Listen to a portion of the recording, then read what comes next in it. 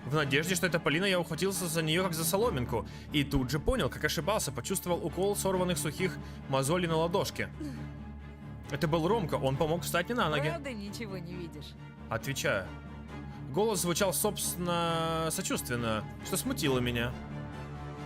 Я прищурился. Ища в тумане Полину, она собирала мои вещи в рюкзак, распахивая тетрадки. А слышишь? Распихивая. Слышу хорошо. Он склонился ко мне вплотную и спросил уже без напускного дружелюбия. Слышишь ты хорошо, Антошка? Да, четко вообще слышу.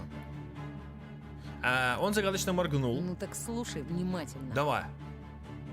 Он потряхнул мою куртку, а потом ударил в скулу со всего размаха. Моя челюсть щелкнула. В смысле? Мне нужно было это услышать. Меня занесло. Мир в очередной раз крутанул юлой. Где-то недалеко вскрикнула Полина. Бяша сгреб ее в охапку, не давая побежать ко мне. Это тебе аванс. Так, это мне аванс. Еще раз увижу тебя с Полинкой, хотя бы в метре от нее пеняй Так. на себя. Я понял. Ты понял? а? Пина, ну, да, я понял. Чисто, чтобы закрепить. Да, давай. Хорош. Уже пора, уворачиваться начинать. Кулак прилетел мне в висок. Мой мир опрокинулся и никогда не станет прежним. Оказалось, я падаю в небо... Оказалось, что я падаю в небо цвета разложившегося мяса. Я свалился на корни, чтобы не кувыркнуться вверх. Сознание с дутым шариком болталось на поверхности пучины и тонуло, скользило ко дну. Я попытался привстать. Размытая фигура Полины отмахивалась, но две другие, взяв ее под руки, уводили прочь. Мы домой тебя проводим, не бойся. Так, окей. Мало ли, какие психи по лесу шастают. Антоша, пускай отдохнет. Я пока Полина! отдыхаю. Ага. Ботинок Ромы пролетел мне в лоб. Нифа себе. Вот это уже, знаете ли, ногами подымать дело такое. Угу. Рука подломилась, затылок стукнулся о лед. Зрачки безвольно закатились. Тьма выпрыгнула, замерзла. Замерла. И сломала... И слопала меня. И сломала тоже. Как шоколадку. Так, я очнулся дома. Я пошевелился, потер нос, наволочку с трудом. Так, рисунок на стенах, книги, стопка комиксов. Я потрогал челюсть, опасаясь, что она ответит вспышкой боли. Пальцы переползли к виску, ни шишки, ни боли. Я сел в кровать, удивленно моргая, поправил очки. Изучил свои руки. Очки? Они были на мне? Руки чистые, без грязи под ногтями. Рюкзак прикорнул у стола. Отголоски беседы раздавались... Отголоски беседы раздавались за дверью. Я дома, в своей спальне. Сам добрел? А очки? А Семен мне их вернул? Может, Полина? Или неизвестный доброжелатель? Решив выяснить это позже, я выглянул в окно. У леса было множество тайн, но он не спешил ими делиться. Часы на прикроватной тумбочке показывали 10 утра. Солнце светило над полем, но не согревало его. Закряхтели старыми костями чащоба. Открыть. Так, а я-то, собственно, чё? Я вышел в коридор, и отзвуки беседы сделались громче. Смех, как давно я не слышал, чтобы мама смеялась. В тихом доме посреди притаившихся теней. Вот это, скорее всего, глюк. Такой обыденный родной смех. Я прокрался по лестнице, словно боялся спугнуть момент. Так. Мама рассмеялась, ей вторила Оля. Цирковой заяц читает комикс, неплохо. Боже, ты лучший. О, ес. А ты сомневалась. Не на секундочку. Так, Жених и невеста. это точно. Это точно глюк. Когда я вошел на кухню, мама целовала отца в макушку, а он поглаживал ее по плечу. Оля сидела между родителями, вооруженная вилкой. Накрытая крышкой коробчатая кастрюля источала ароматный запах. А вот и он. А вот и я. Это я. Привет, Соня. Весь в отца. Здорово. Прямоугольник окна возвышался за ее спиной, отчего мама оказалась нарисованной на белом на холсте. Садись, садись. В ногах, правда, нет. Так вы сами стоите. А завтрак – самое важное для здорового человека. Опаце. А вот это я слыхал в озвучке. Я сел, очарованно улыбаясь. Оля подмигнула мне и одновременно мигнула лампа. Кстати, лампа мигнула, как в том гараже, о котором ты, естественно, помнишь. Заспанный какой. Какой есть? Наш родной. В детдом сдавать поздно. Что-то слишком веселая семья. Папа хохотнул, показывая, что шутит. Мама хлопнула его по плечу. Ой, я голодная, страшно. Вот это я, кстати, тоже слыхал на А мы, озвучке. думаешь, просто так тут слюной капаем? Так, Братик, ты так кушать будешь? да-да. Как? Как? Ногами. А я поймал себя на искрящихся от веселья поймал на себе искрящийся взгляд родителей. Был бы у меня фотоаппарат, запечатлел бы, чтобы они навсегда улыбались со снимка. Чтобы остановить этот прекрасный миг. Блин, лампа мерцает точно как в гараже. Лампочка погасла и вспыхнула. Чуть слышно забрежало стекло в раме. Сними маску, сынок. Есть же неудобно. А я в маске? Какую маску? Какую маску? Глуповатая улыбка прилипла к губам. Папа сказал, показывая крепкие белые зубы, похожие на клавиши пианино. Снимай, снимай, заяц. Я провел рукой по щекам, Вы засмеялся. о чем?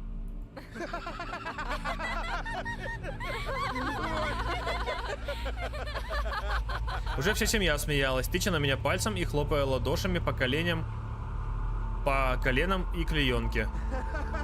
Папа сказал, утирая костяшками увлажненные глаза. Ух, и насмешил ты нас. Ну, молодец. А теперь маску сними, будь добр. Я опять потрогал свое лицо, ощутил, что как немеет кожа. Но на мне нет маски. Так. Скримеры. Добро пожаловать. Мама поерзала на стуле, прищурилась, склонив голову. Холст окна теперь был серым и все быстрее чернел. Пока не снимешь, не начнем. Так. СЦП. Но я не могу уже терпеть. Так. Сними маску, не валяй дурака. Голос был ласковым, но твердым. Мам, Тоша меня пугает. А вы меня. Заскрипели ножки стула по половицам, Оля отодвинулась от меня. Она больше не улыбалась, никто больше не улыбался, разве что щели облупившихся стен. Что ты наделал? Твоя сестра плачет. Я? Вообще ничего. Но Оля хныкала, опустив голову из-под лобья, боязливо посматривая на меня. Ой. Мама грохнула кулаком по столешнице, я чуть не повалился на пол вместе со стулом. Сын называется. Мы веселились, а тут ты пришел. Всё испортил. Все. Бывает. А в меня полетели брызги слюны. Я повернулся к папе, умоляя объяснить, что происходит. Липкий сироп тек по подбородку отца и капал на рубашку. Глаза его смотрели в разные стороны. Воу-хо-хо-хо-хо-хо. Перестаньте, пожалуйста. На чердаке грохнуло, зашуршало в коридоре, водопроводные трубы забурчали. Дома жил. В каждой комнате кто-то возился, ползал, дышал. Лампочка заморгала с чистотой стробоскопа. Лица родителей то ныряли во тьму, то возникали вновь. За окнами прошла высокая тень. Я намеревался вскочить, броситься прочь, но тело не повиновалось. Руки мертвым грузом лежали на столе. Я просто смотрел. И я. Свет погас, во мраке сердце ударило 3 раза. Хорош. Лампочка вспыхнула ярко. 3 маски, уставились на меня дырками, отверстиями. Нормально. Женщина-лиса, там, где секунду назад сидела мама. Мужчина-волк во главе стола. И девочка-зайчик, моя Оля.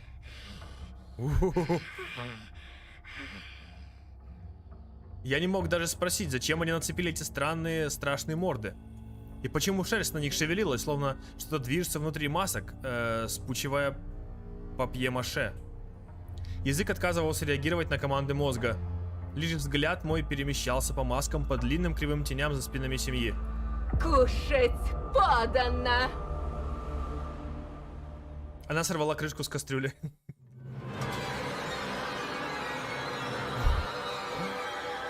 В кровавом подливе лежала отрезанная голова. Остекленевшие глаза буравили меня, распахнутый рот вопил беззвучно. Моя собственная голова на дне кастрюли. Кровь заструилась из отсеченной головы по перекошенному лицу. Одновременно горячие струйки потекли из моих ноздрей, морая клеенку багровым. Ешь! Я закричал. Ну я без сознания валяюсь. Хорош. Мурка, привет. Денис, привет тоже. И Ньюхан, привет. Или Найкхан.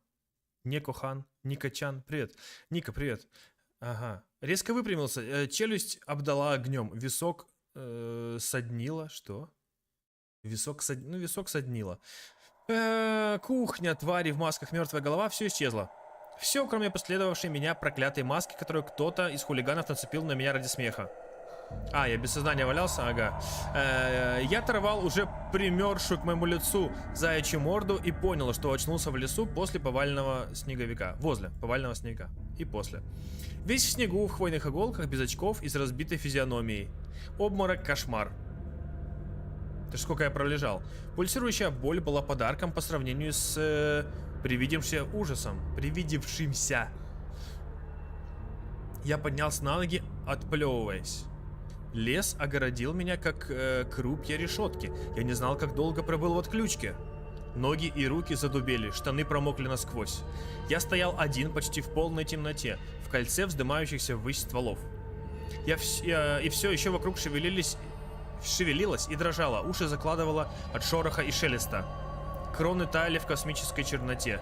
Кусты оставались пустыми клетками, чьи обладатели вдруг вышли на волю. Казалось, что вот-вот когтистая лапа, вырастает из мрака и схватит мое одеревенелое лицо. Где-то вдалеке послышался крик. Антон! Нет, мы не проходим всю игру. Мы проходим ветку Полины, но нас интересует последняя глава, 4.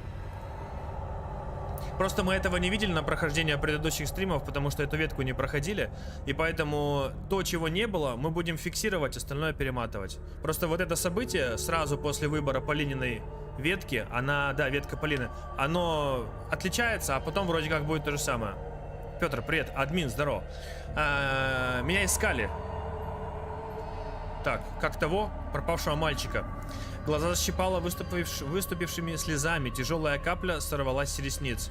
Кстати, Петр говорил, там в машине какой-то пистолет. Сейчас будем тоже его искать. Крик зазвучал громче. На мгновение я даже поверил, что меня спасут. Да, вот про амулет речь идет. Нам нужно его взять сначала. Сначала возьмем, пройдем. Тут же свет ударил мне в лицо. Я заслонился пятерней. Все, вот пришел батек, как, Антон, собственно, вот ты где. в предыдущей ветке Алисы. Ты совсем сдурел? Я совсем... Это вообще как понимать? Сдурел я, да. Да. 20 минут здоровался. Админ, я не читаю чат, там спойлеры всякие разные, люди, все вот это вот все. Папа шагнул ко мне во мрак. Да, в бардачке будем искать пистолет сейчас.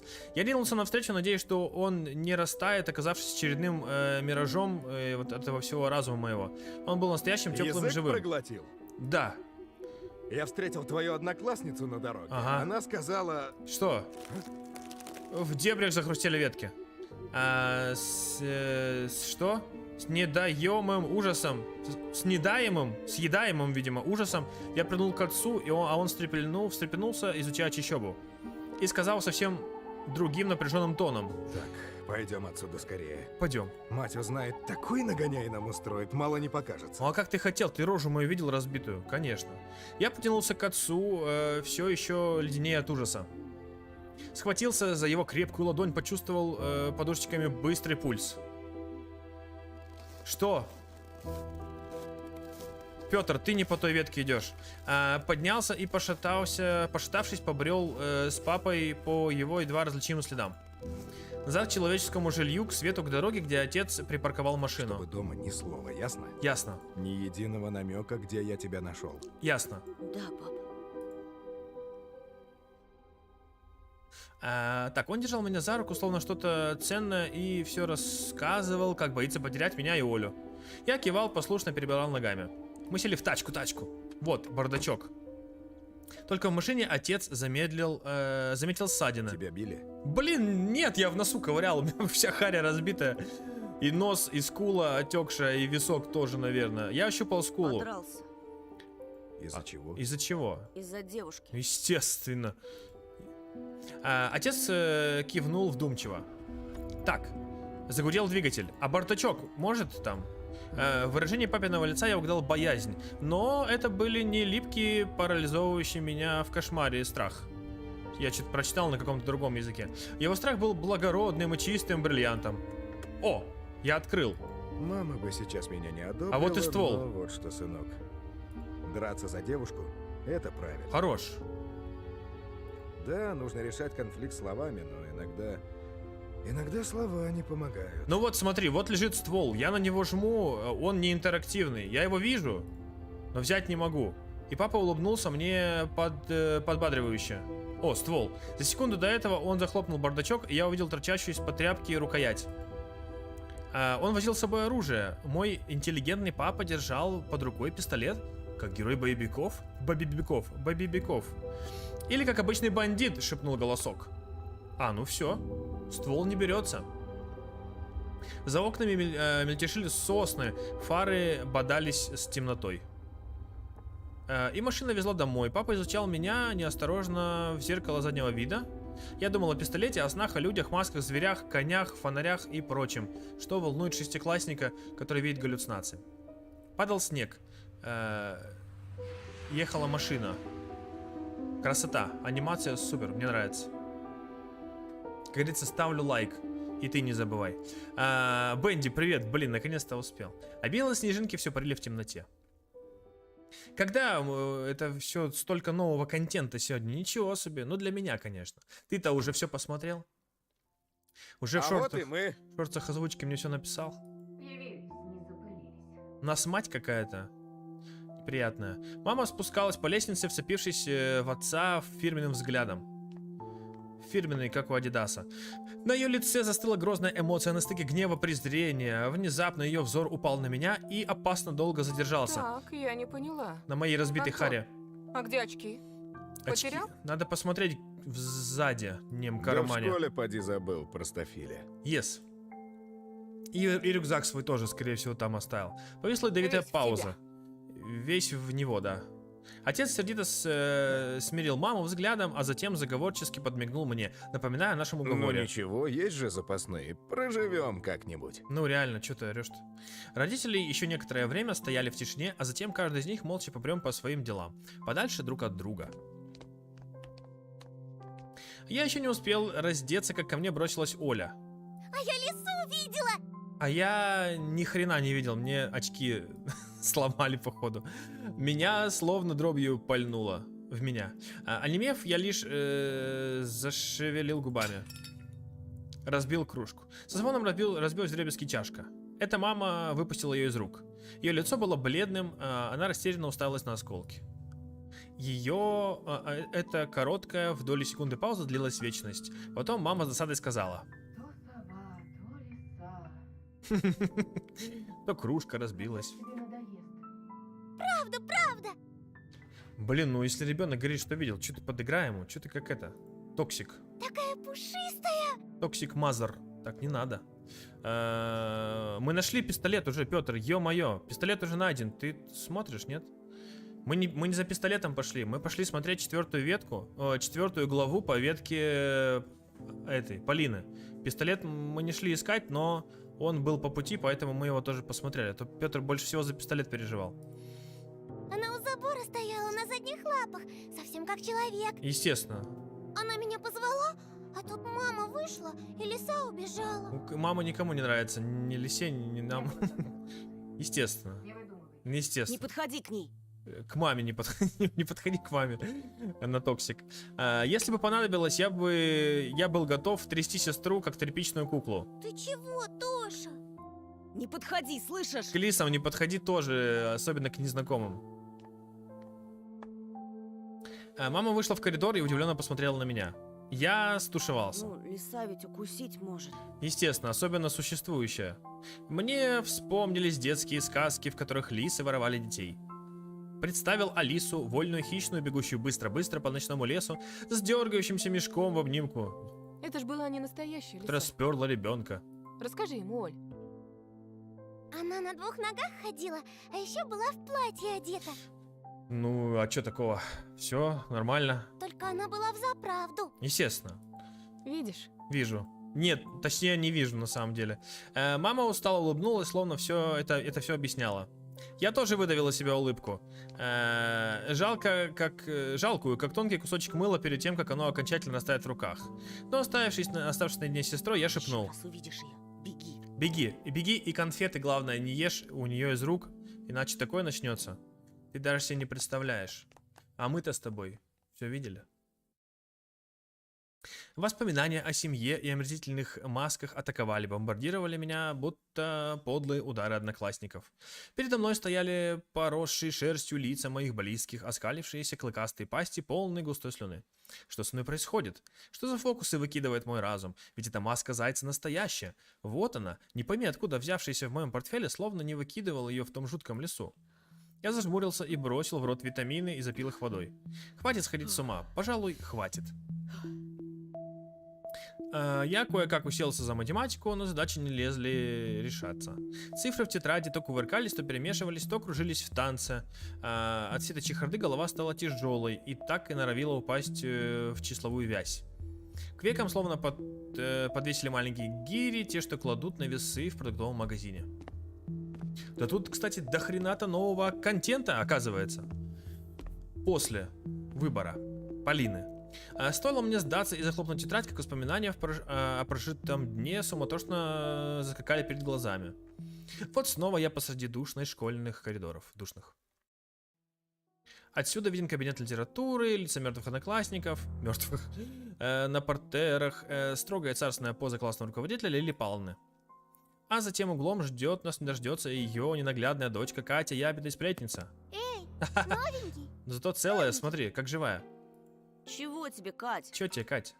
Она поскала на носочках, спрятав за руки за спину. Что? Пряча руки за спиной и с фальшиво улыбаясь поинтересовалась. Скажи, пожалуйста, а чего это тебя к нам перевели? По приколу. Да это такой прикол. О. Может быть, сказать правду, но Катька продаст эту правду на рынке за 3 копейки. То же самое, что распечатать мои мысли на принтере и повесить рядом с фотографиями Вовы, чтобы все читали. Я вновь обратился к заученному ответу. Это все из-за моих родителей. Of course. У папы тут новая работа, а мама... Мама точно по приколу. Но Катя даже не думала меня слушать, метнулась к навостренным ушам подружек и зашептала, косясь на меня и хихикая. Да, конечно. Он нас тут совсем за дурачков держит. Я вот слыхала, что это все из-за его отца. Он недавно кому-то крутому дорогу перешел, и теперь они всей своей семейкой в нашем захолустье скрываются. Неправда! Ты все врешь! А слышали, как ему бабурин всыпал? А этот лишь ручки опустил, да глазенки потупил. Прекрати! Ты знаешь, он не один был! И будто этого мало. Ходят слухи, что этот чудик повсюду таскает с собой заячью маску. Ой, девочки, ну кто же в своем уме будет такое делать? Ясно, понятно. Со странностями наш Антошка. Может, слабоумный, а может и маньяк. Маньяк. Если в его портфеле хорошо покопаться, там и топор отыскать можно. А может, что и похуже. Мемко, привет. Да-да-да. Да-да-да. Замолчи! Заткнись! Кайф.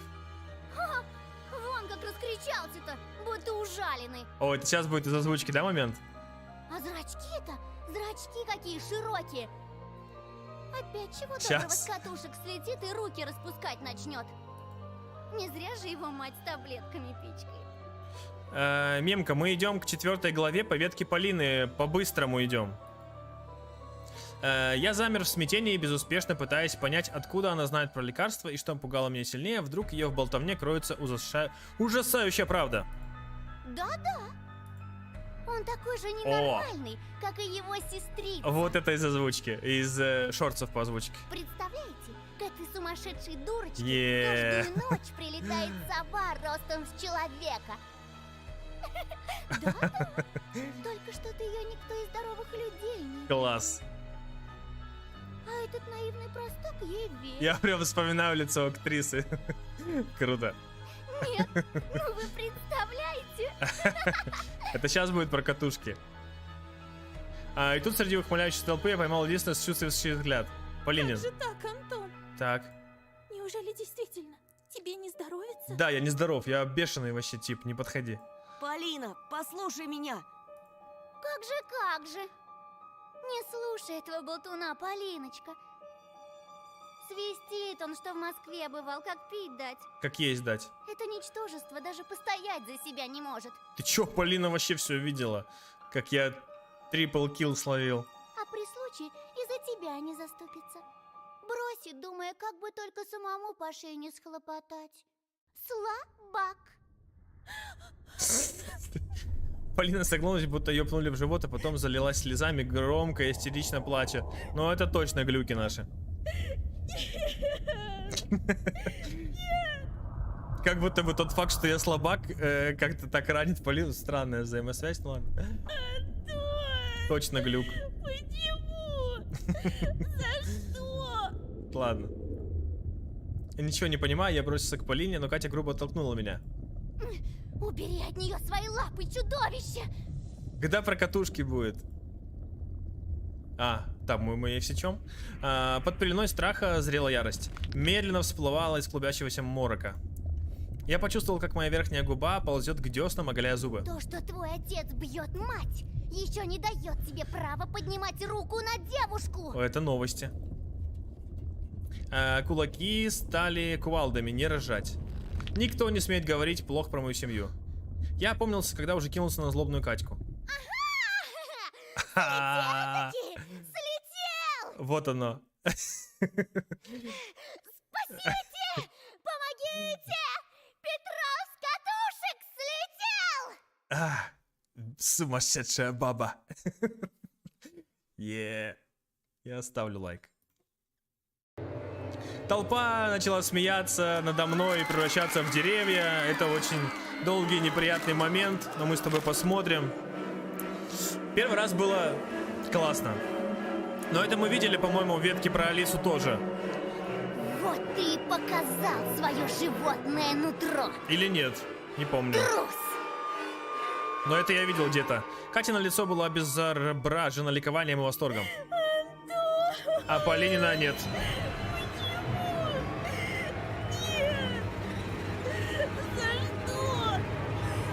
Заливая слезами, несчастная Полина заливалась. Животное! Чужак!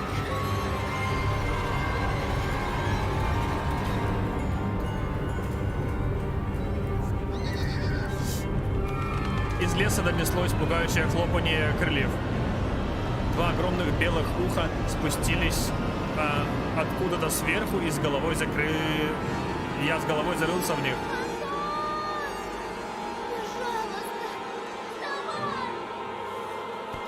Ага. Я подскочил, чуть не упав с кровати.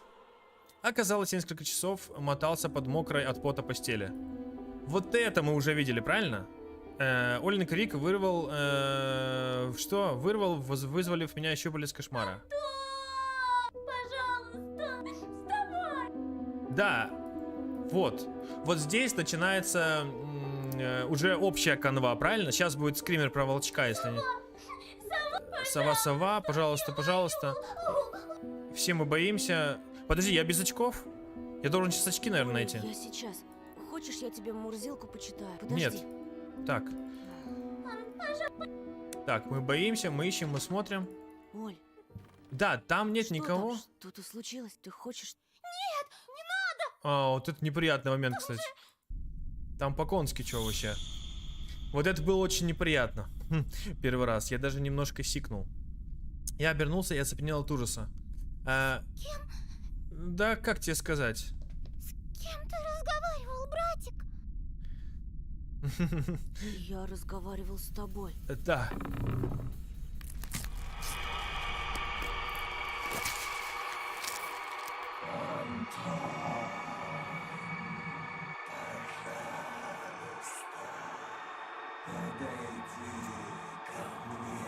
Приятный момент. Голос больше не принадлежал сестре.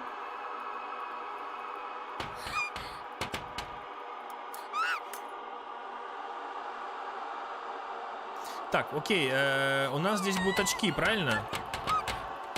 Скажи ей, Антон! Скажи, что я больше не буду себя плохо вести! Никогда! Только пусть она уйдет! Пожалуйста! Не буду. Да, сейчас будут очки. Ну и все, окей. Очки мы видели. Это мы уже скатились все-таки наконец-то в канву. На этом момент нового контента вроде бы закончен, да? Совсем сдурели? Закройте Жар? окно. Не болит? А ну-ка. Сова, истерика. Ушли. Я окно закрываю, правильно? Я закрыл окно, надел очки, и тут я уже оделся в школу. Так быстро. Пропал Семен. Окей, все. Так, это мы видели все. Третья волчья что-то там. Ага.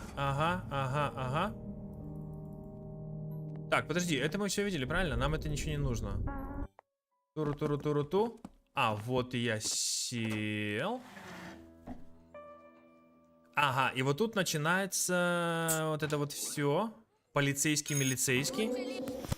Пришел, опросил, посмотрел. Начал ходить вокруг доски. А я жду, чтобы достать палец. Жопка бобра, привет. Смотри. Мы все уверены, что он найдется живым и здоровым. Рисуй, дядя. Молодец.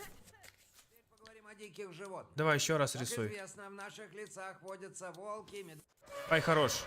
Короче, нашли креветочку в кольце. До свидания, лейтенант. И промолчим, правильно? Да? Мы же промолчим? Да, я думаю, промолчим. Чтобы... Хотя они нам сейчас не друзья так-то вообще. Подожди, мне всекли. Ё-моё. Это я промотал. Так, фотки, не фотки. Давай медленнее мотать. Так, проскользнула записку кто-то, чья-то тень. Кто-то, это кто-то. Я просто взгляд, причем... Так, это вот как раз от Полины вроде, да? Записка есть? Есть же. Жду тебя в тупичке у раздевалки, приходи один. Ромку с собой не бери. Да, я проходил полностью, я не проходил ветку Полины, так скажем, на стримах. И поэтому я не в курсе. Не в курсе всего, здесь не помню точно, короче. Мысль, что это была очередная ловушка, построенная Ромкой Бяшей, не отпускала меня. Поэтому я пошел, оглядываясь. Вот. И тут же наткнулся на кого-то в темном закоулке. Это была Полина. Ой. Вот, начинается. Как диковинная птица полетела к моим ногам зеленая тетрадка. Полина, Петров. так? Да ты совсем зрение потерял. Естественно. Ты что, не видишь, я в очках своих? Я поправил очки, собственная близорукость, словно бы перестала смущать. Я возьму амулет. Я сегодня возьму амулет.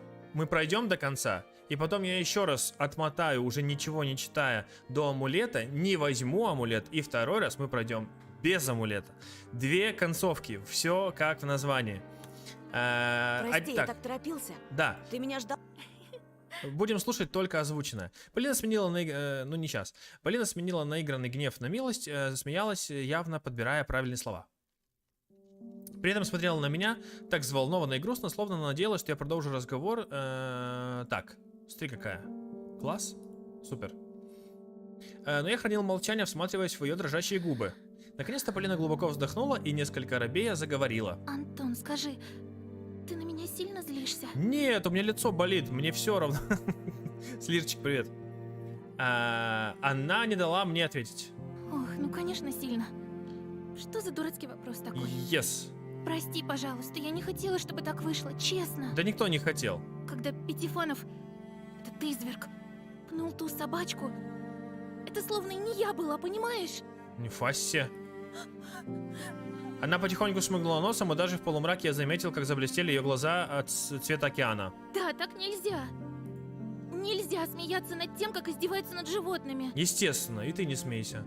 Не знаю даже, что ты обо мне подумал. Ну, вот это то, что она там улыбалась, когда он ее пинанул, это было странно, действительно. Но я ничего не могу с собой поделать, Антон. Что, ты над животными издеваешься, что ли? Воу. Стоит мне подумать о дедушке, что он пережил в тот день, когда на него напала эта стая бродячих псов, как Она имеет в виду, что она оцепенела, а не то, что она смеялась? мой разум словно затуманивается. Не впас собі. Деда собаки покусали. Полина тетрадка в руке все еще ждала, чтобы вернуться к хозяйке, но не мог найти подходящего Ты, момента. наверное, считаешь, что я чокнутая, да? Нет, чокнутый здесь только я. Она смотрела на меня с надеждой, пока я в смятении перебирал в голове все те безумства, что выкидывало мое подсознание в последнее время раз за разом. Я был точно не тем человеком, кто мог судить о нормальности. Мне не всегда удается себя контролировать. Да, ты бы видела, что я делаю в этих приступах своих. Но я точно не причинила бы кому-то вреда, слышишь? Слышу, Не то, что этот садист Ромка. слышу.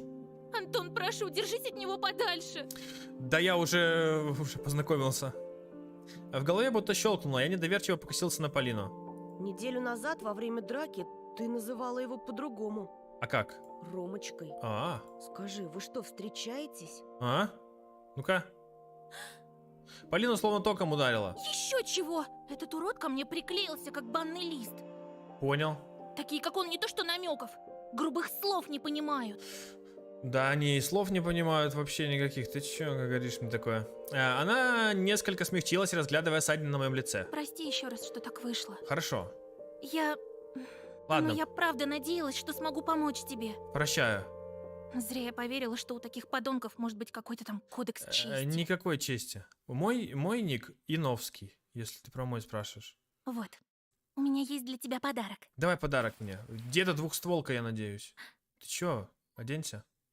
Неожиданно расстегнула блузку и протянула мне амулет. А я, слушаясь, естественно... Этот оберег подарил мне дедушка. Опаца. Говорит, он помогает от всяких бесноватых и одержимых. Бесноватые и одержимые здесь имеются, конечно. Он ему от одного шамана достался. Жаль, от собак не помогает, да? Можешь не верить, но когда дедушка забыл его надеть, с ним и случилось то несчастье. Нифа себе. Вновь покосился на испещрененное царапинами когтище невиданного зверя. Чей он? Ну, в смысле, коготь. Это коготь, ага. Даже не знаю. Ну, медвежий, наверное. Может быть, медведя, а может и тигра. А может быть и тигра. Кого только не встретишь в нашем лесу. Да, это точно. В любом случае, пожалуйста, прими вместе с моими извинениями. Давай. Давай, беру. Если для тебя это так важно. Хорошо, давай попробуем начать. Это и для меня важно, хоть какое-то оружие будет. А то мы как эти вообще. Я осторожно взял амулет свободной рукой, он источал тепло Полининого тела, пленящий аромат ежевики. Затем аккуратно повесил его на шею, спрятав его под воротником рубашки. Вместе с подарком пришла какая-то странная уверенность, что этот оберег сможет изменить мою жизнь в 4 главе. Мы с Полиной синхронно улыбнулись, чувствуя, как между нами тает ледяная стена. Спасибо, Антон. Между нами тает стена. Для меня это действительно много значит. Мы пошлем Романа на... Для меня это действительно много значит.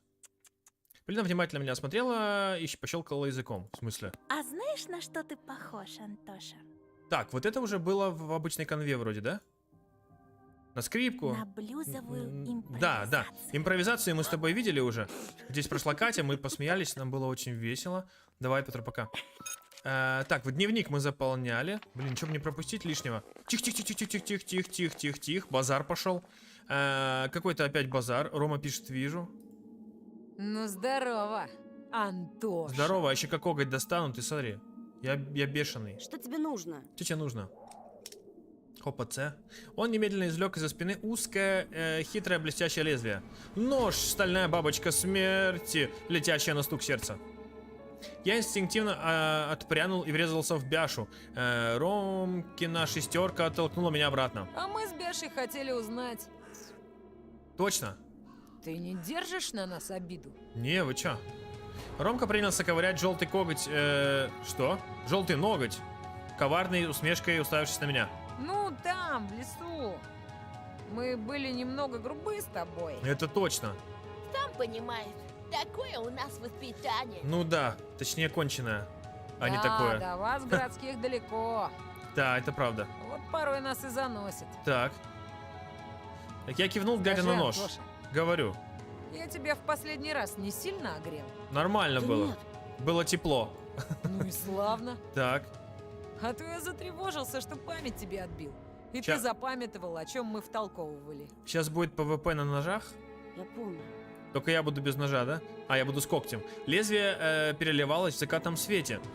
И также зло переливались зрачки Ромки. О, нет. Не подходи так близко, малыш. Я не готов к таким отношениям. Ха. Он шагнул ко мне. Поводил ножом в сантиметре от куртки. Одно движение и стал... Что? Одно движение и сталь вспорит ткань. А если надавить глубже? А если надавить Одна глубже? птичка напела. Ты опять возле Полины отирался? Да, я такой, люблю потереться, знаете ли.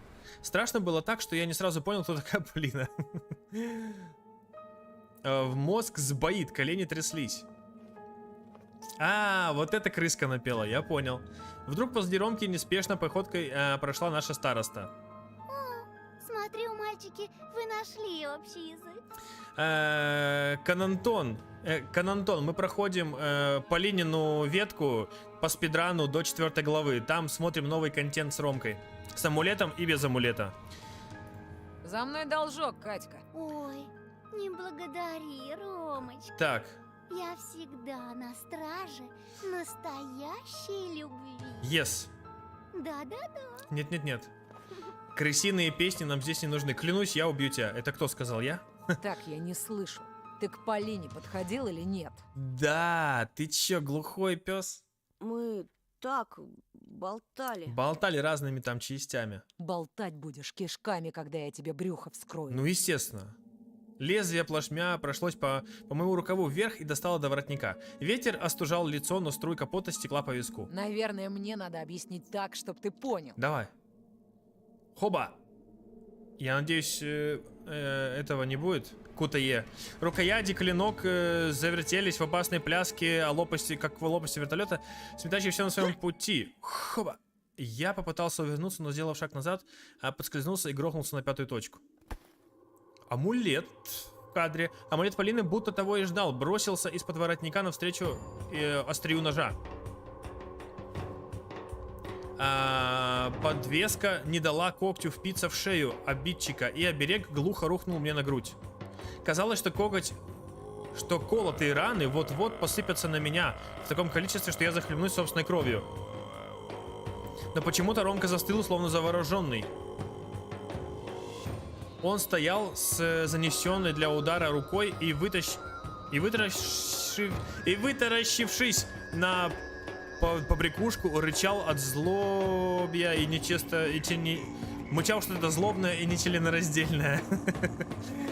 Полинин подарок одним своим видом бросил Ромку и одновременно связал его руки. Бесил Ромку и связал руки. Это длилось неестественно долгое время, так что Бяша с непониманием нахмурился. Бяша такой секунд. Где-то наверху скрипнуло открывающееся окно. Пятифанов, дай 5. Адреналина уже было предостаточно, и почти взлетев с места, я бросился прочь. Ромка ожил, когда я уже был далеко, и бросил мне вслед пугающие напоминания. Попробуй еще раз позабудь! Что? А, позабыть? Ладно. Антоша! Хорош. Антоша, ша. Ну, окей. Так, во рту стоял привкус горькой воды, которой я запил лекарство. Вот это мы тоже видели, кстати.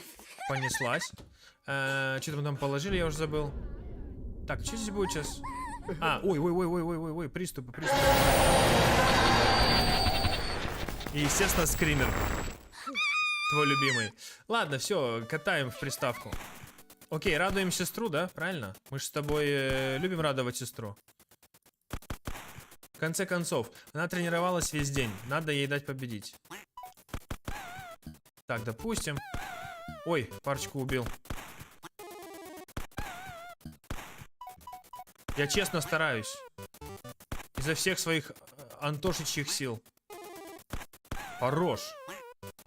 Блин, надеюсь, я не выиграю случайно. Все, стой, все. Так, вот здесь снова будет выбор, да? Угу. Хочешь на то, что я буду честно с тобой? Конечно. Конечно, хочу. Карандаш вывел женский профиль, глаза и длинные ресницы. Полина сказала полушепотом, наверное, чтобы дедушка не услышал. Здесь ужасно тоскливо. Естественно. В поселке. Здесь никогда ничего не происходит. И дело даже не в пропавших детях. Я еще как Оля испугался. Так. Музыки мало. Музыки Но у мало. тебя же кассеты есть. Тусовки нет никакой. Я не про записи. Я про... голос этого места. Так. Он не мелодичный. Все шуршит, как патефонная игла. Скрипит. Воет изредка. Тут неуютно. Тесно очень. Так. Не знаю, как объяснить тебе. Ну, я понял, в принципе. Так, Грифель набросал дом, окруженный высокими деревьями. Кажется, я тебя понимаю. Так. Моя сестренка говорит, что чувствует себя заточенной в темнице. Ну правильно, она в детский сад не ходит, она весь день дома, представляешь? Она же не ходит в сад. Я очень люблю дедушку. И бросить его боюсь. Так. Но порой так хочется убежать. Далеко-далеко. Ох, убежим. В лес, подумал я отчужденно, молюя хвойные лапы. Убежать в лес, чтобы снежинки падали на шерсть, а ветви закрыли от посторонних Я глаз. когда рисую, будто путешествую. Это точно. У меня также со скрипкой. Опа, С. Гаю по смычку в небо. А вот и бабеньска. Ой. Случайно испачкал. Я осознал, что нож мне не очень нравится. Вспомнил Ромки и испортил себе настроение. Не давал себе ответить, Оля спустилась по ступенькам. Опа, С что пришла? В ее руке была зажата книжка с розовой обложкой, энциклопедия маленьких принцесс. Долго еще? Естественно, ты чё? Я тут вообще-то это разговариваю, ты чё? О, да. Я прикрыл ладонью трубку. Я разговариваю. Ты чё, не видишь? Что случилось? Что такое? Почитай мне, пожалуйста. Ладно, сейчас. Мама уснула. Иди к себе, я сейчас. Я иду, все. Только быстрее, ладно? Я уже бегу, все. Ладно. Шоколадно. Последнее слово прозвучало излишне раздраженно, я вздохнул, наблюдая, как сестра семенит по лестнице. Прости, надо бежать. Все. Мне тоже. Все, давай. Спасибо, что выслушал. Естественно. Звони. Нифига себе, пока сказать. Гудки завибрировали в ухо, я опустил трубку на рычаг. Зафляя девочки, за которую грозит смерть от ножа, я поплелся на второй этаж. Да ладно, что ты, романтично же получилось. Рассказал бы отцу, попросил его мужского совета, но из новой работы его до позднего не бывает дома. Родителям не до меня, если не сказать грубее. Ну, где твоя книжка? Книжка где? Я осекся, детская пустота. Оль. Оль? Наверное, пробралась ко мне. Я зашагал по коридору. Тени населяли комнату, занавески колыхались, как будто что-то хранилось за ней. Так, я улыбнулся, тихо прокравшись к окну и распахнул штору. Нехрена соби. Попалась, доигралась. За тканью никого не было, а вот зато за окном. Окно, как экран телевизора, показало зимний пейзаж. Фонарь, поле и в самом центре бредущие фигуры. Брегущие, ведущие фигуры. Хорош. Я ахнул, прижав кулак к рту, впился зубами в кожу. Алиса уводила в чащу мою сестру, блин. Я побежал.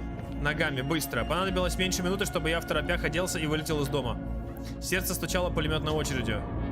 От леса тянуло холодом и смолистым запахом хвои, где-то в поле трещал мороз. Впереди у калитки маячило две тени, лишь рост позволял распознать мою сестру и девочку-лисицу. Я помчался к забору, слыша вой ветра, в ушах ритмичным скрипом и скрип под подошвами, короче. Опять что-то из Оксимирона. Фигура повыше пошевельнулась и устремилась в чащобу, плавно, будто конькобежец по льду. Я замедлил шаг и коснулся очков, тщетно стараясь вычленить из мрака хоть какие-то детали. Тревога опустилась на плечи, как невесомая снежинка. В животе закопошились, проснувшаяся змея, стало тошно. Я подумал о доме и как о хлипкой крепости позади. Наконец я настиг сестренку, одетую в одну курточку. Оля! Оля! Ты видел лисичку? Видел, блин, ты какая-то очень игривая. Ты меня пугаешь. Оля, зачем ты вышла на улицу? Если мама узнает... Ой. Сестра замерла в тайге, к тайге лицом. Осторожно. Придержитесь за стульчик. До нее было рукой подать. Я зачем-то положил озябшую кисть на ее плечо, наверное, убедиться, что с ней все хорошо. Спасибо за адреналин, буду читать быстрее. В мою сторону торчал острый клюв, со всех сторон усеянный мохнатыми перьями, из которых складывалась морда совы. Нечто в птичьей маске таращилось на меня. Не узнает. Охренеть, как не узнаю. Голос был точь-в-точь Олин, но за перьями и картоном таился некто иной. Я рванул прочь, как Сайгак. Существо в маске лишь притворялось Олей, чтобы выманить меня. Я бежал со всех ног, утопая в снегу. Дом впереди стремительно увеличивался. Желтый свет в окнах дарил одежду. Там мама, сестра, спасение. За спиной было тихо, как будто никто не гнался за мной. Может, потому что совы умеют летать? Я уже карабкался по крыльцу, как вдруг краем глаза заметил еще одну фигуру. Взъерошенный волчок выполз из угольной тени дома, перегородив путь. Он двигался дерганно, хаотично, словно приплясывал какой-то жуткий танец. Или корчился в припадке. И пускай я отчетливо видел, что волчья морда обыкновенная маска, что-то в судорогах оборотня заставляло меня окоченеть. Ряженый потерся боком о стол крыльца и припал на четвереньки. Выгнулся так, что позвоночник должен был хрустнуть. Глаза абразины засверкали. Но зверь не нападал. Он то ползал вокруг по-пластунски, то трусил на 4 конечностях. С отвисшей челюстью я С отвисшей челюстью я перебирал ногами, пытаясь удерживать его в поле зрения.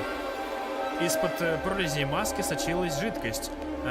Тягучие капли падали на доски. Слюна, догадался я. Какая-то сила толкнула меня в спину, шепнула: «Спасайся!» Штакетники забора замельтешили. Я снова побежал в обратную сторону, к зубчатой и пахнущей хвоей кромке леса. Удары сердца отмеряли время. Волчок позади, будто забыв человеческую речь, рычал. Правая нога застряла в припорошенной лунке. Я дернул ее, чертыхаясь, и тут же рухнул на землю. Подо мной заструились зыбучие снега, мешая подняться, упереться во что-нибудь. Но дикая жажда жизни буквально вырывала меня из ловушки. Тьма подкрадывалась все ближе, напоминая едкий дым погребальных костров, и снова бежал, вдыхая колючий воздух. Волосы развивались на ветру. Падая, я обронил шапку, и уши запекло от лютого мороза, пока сам я весь взмок от пота. Поле наконец-то закончилось. Понимая, что было не лучшим решением мчаться в лес, я рухнул за деревья. Не останавливаясь, бежал, прикрывая ладонью лицо. Чтобы случайный сук не лишил глаз. Ветки били по одежде, кололи кожу, как мясник, гнавшись скотину прямиком в мясорубку. Узрел взбесившихся из почвы корней, прихватил узел, выбившихся из почвы корней, прихватил за стопу. Я врезался в шершавый столб, сполз к самому его основанию и в панике оглянулся. Шапку. Шапку я уронил, ветка сперла. Первым желанием было кинуться к ней и обнять. Но я поборол себя и плотнее притиснулся к сосне. Что ты здесь делаешь? Пришла детей есть. Ой, тебя спасать. Да вот. Она протянула мне потертую шапку. Находок подрабатываю. Ага. Надевай, а то уши замерзнут. Лучше бы... глядишь, и вовсе отвалится. Лучше бы детей искала. Я подозрительно смотрел то на нее, то на шапку, будто боялся, что в руке Алисы окажется что-то вроде отрубленной головы, или еще страшнее. Но шапка была просто шапкой. Я взял ее. Я забрал шапку, натянул по самые брови. Тепло. Я ответил. Не ответил. Во дворе были какие-то дети. Я не ответил. И что, покусали тебя, что ли? Пока нет. Нет. А чего же ты убежал? Я боялся, что покусают. Обычно такие кусаются. Ответ был очевиден, но покатив мысль на языке, я решил пробурчать. Не знаю. Эх, обещала не обзывать тебя дурачком. А я обещание исполняю. А я дурачок. Отойди лучше. Она подошла вплотную и взяла за локоть. Под локоть. Я почувствовал запах мяты, апельсинов и сгоревших бенгальских огней. Захотелось наклониться к Алисе, чтобы распробовать все тонкости ароматов. Сколько можно повторять? Со мной ты в безопасности. Естественно. Я твой друг. Да. И они. Ага. Я быстро обернулся туда, куда показала лисица. На краю опушки появились дети в масках, они танцевали, и там что-то тоси-боси, волчок, снова и сова и медвежонок. Вот это мы все видели, да, с тобой? Да, это мы с тобой видели, давай дальше мотанем. Сейчас будут вот это вот все. Это авторские права. Будем слушать и получать себе желтую монету. В рекомендации не попадем. Тихо-тихо, спокойно. Рассказывают нам тут сказки. Маску тоже беру. Привет, мини-мейн. Все, я полетел. Правильно? Это мы все с тобой видели в ветке Алисы. Луна, мы летаем, все в цветах, все красиво.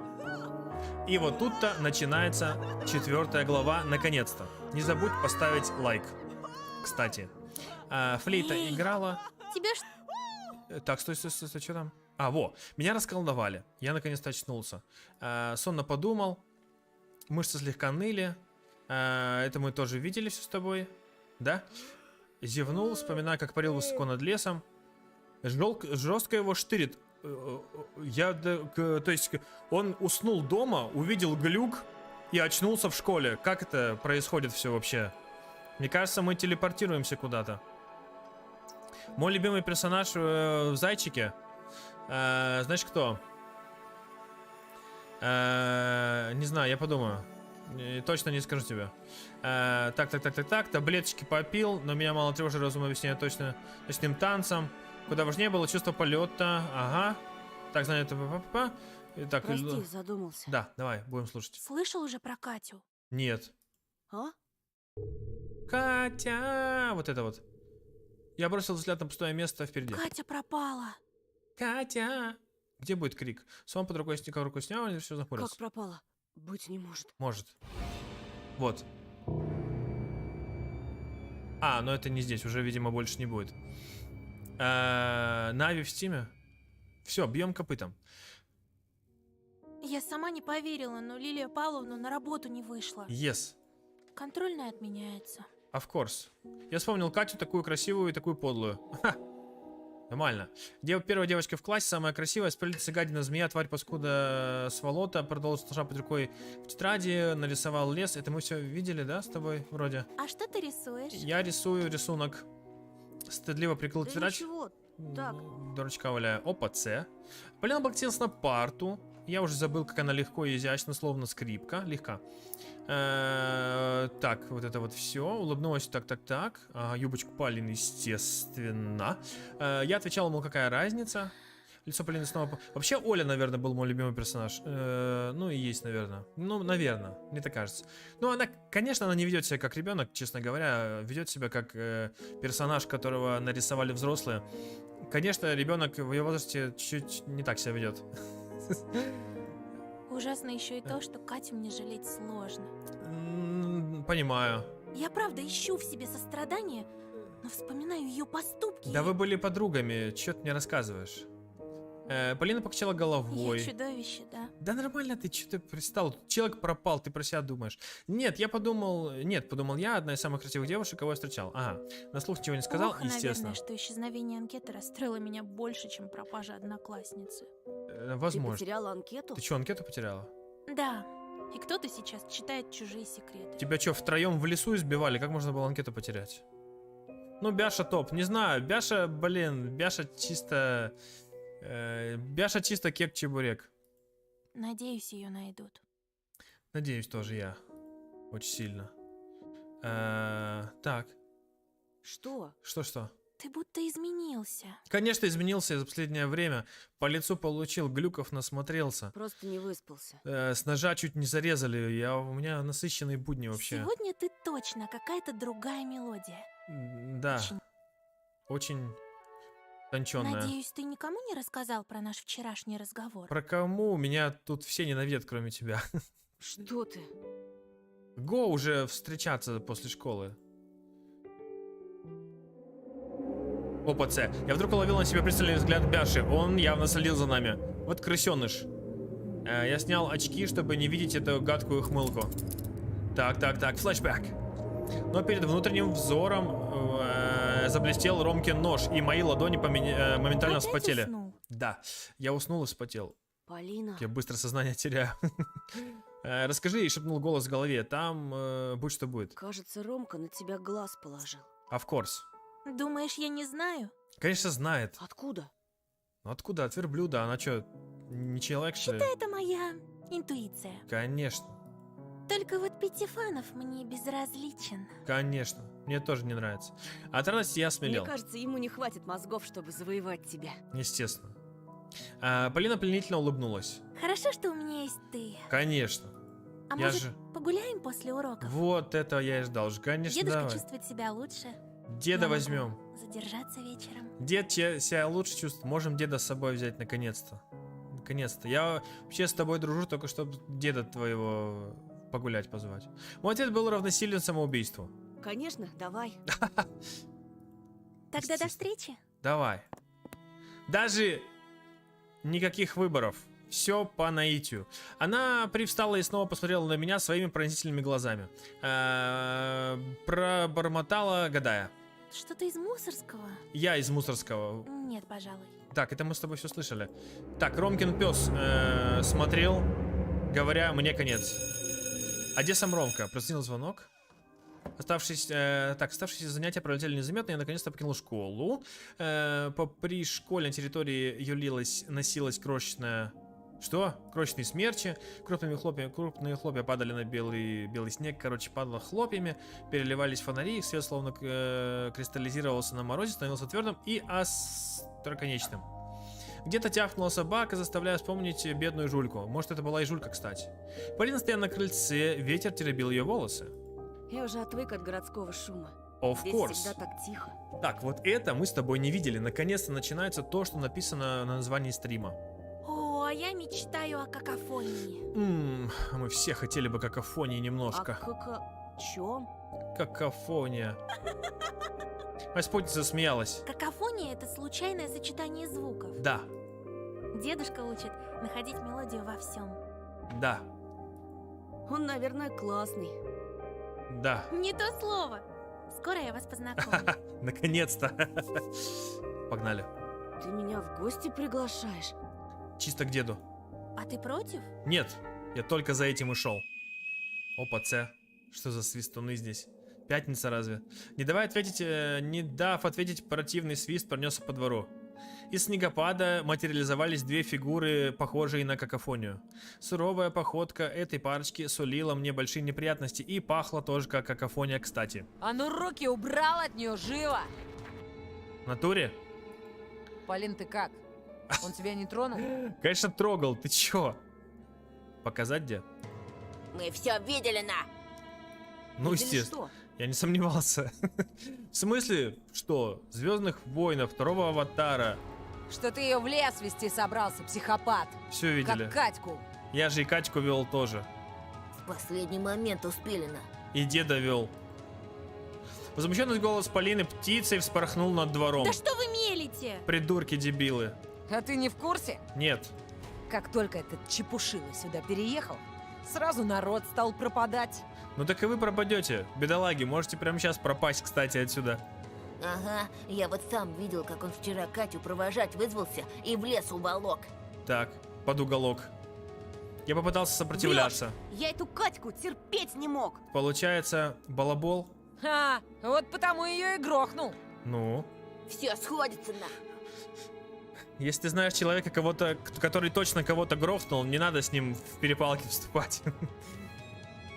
От такой несправедливости я оторопел. Единственным плюсом оказалось то, что актеры из Ромки и Бяши никудышные и врали не на тройку с минусом. Повезло тебе, что мы с ментами не якшаемся. Of course. А то бы с радостью тебя маньяка сдали. Так, на металлолом. Ничего, ничего. Ща проведем с ним воспитательную беседу на. Давай. Держи его! Ой, не подходи. Ромка двинулся на меня, ухмыляясь. Значит, Катя тебе не нравилась, да? Нет, мне такие, как вы, не нравитесь. Конечно. Кто еще мог ее порешить? Только я. Ты, например. Псина вонючая.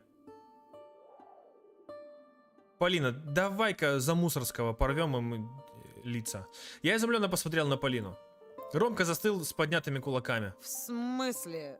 Чё в смысле, бычара, ты чё? Катя при всем уважении никого не любила. Думаешь, Рома, она про тебя сплетни не распускала? Ну-ка, рассказывай сплетни. Что твой отец в тюрьме сидел, Так. что он тебя бьет. Еще чего там? Ромка покраснел и захлюпал губами, точно выброшена на берег рыба. Полина продолжала звенящим от гнева голосом. А ты, Бяша, сам-то где вчера вечером пропадал? А? Катя говорила, что ты с приветом стал, как на черный гараж наткнулся. Ну хоть не седой. Бяша попятился, его лицо в норке капюшона стало белым, как у покойника. Так может, это ты тот психопат, что Катю украл? Может быть, вы свалите отсюда по-быстрому? Нет. Что с озвучкой? Нет. Бяша почти срывался на виск.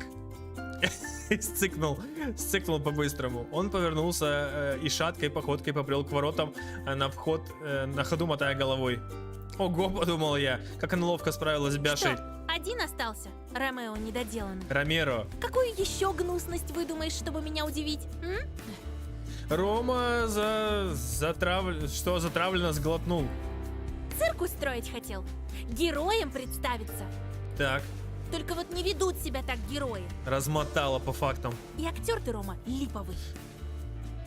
Еще какой липовый. Да этот очкарик. В попе шарик. Во всем лучше тебя. О, я считаю, это доминейт. Затем она сделала что-то совсем фантастическое, взяла меня за руку и плюнула ему в лицо. Я не знаю. Пойдем, Антон. Красава. Хорош. Мы пошли мимо онемевшего Ромки. И даже мне жаль его и не было, и никому из нас не было. Я ликовал. Он не оставил... Что? Он не оставил нас. В смысле? Стоял и таращился в набирающую силу метель. Или оставил. За воротами я воскликнул, подпрыгнув. Серьезно? Как ты его? Вообще, фу-фу-фу. Вот так двоечкой в лицо прям. Прям по детским травмам. Хорош. Полина скромно улыбнулась. Ну, знаешь, как дедушка говорит, с волками жить, С вертухи поволчьи бить. выть. Хорош. Он у тебя философ. Yes. Краевед. Краевед раньше. психолог. Он уже давно на пенсии, а в последнее время ему серьезно не здорово. Конечно, блин, когда тебя собаки поели.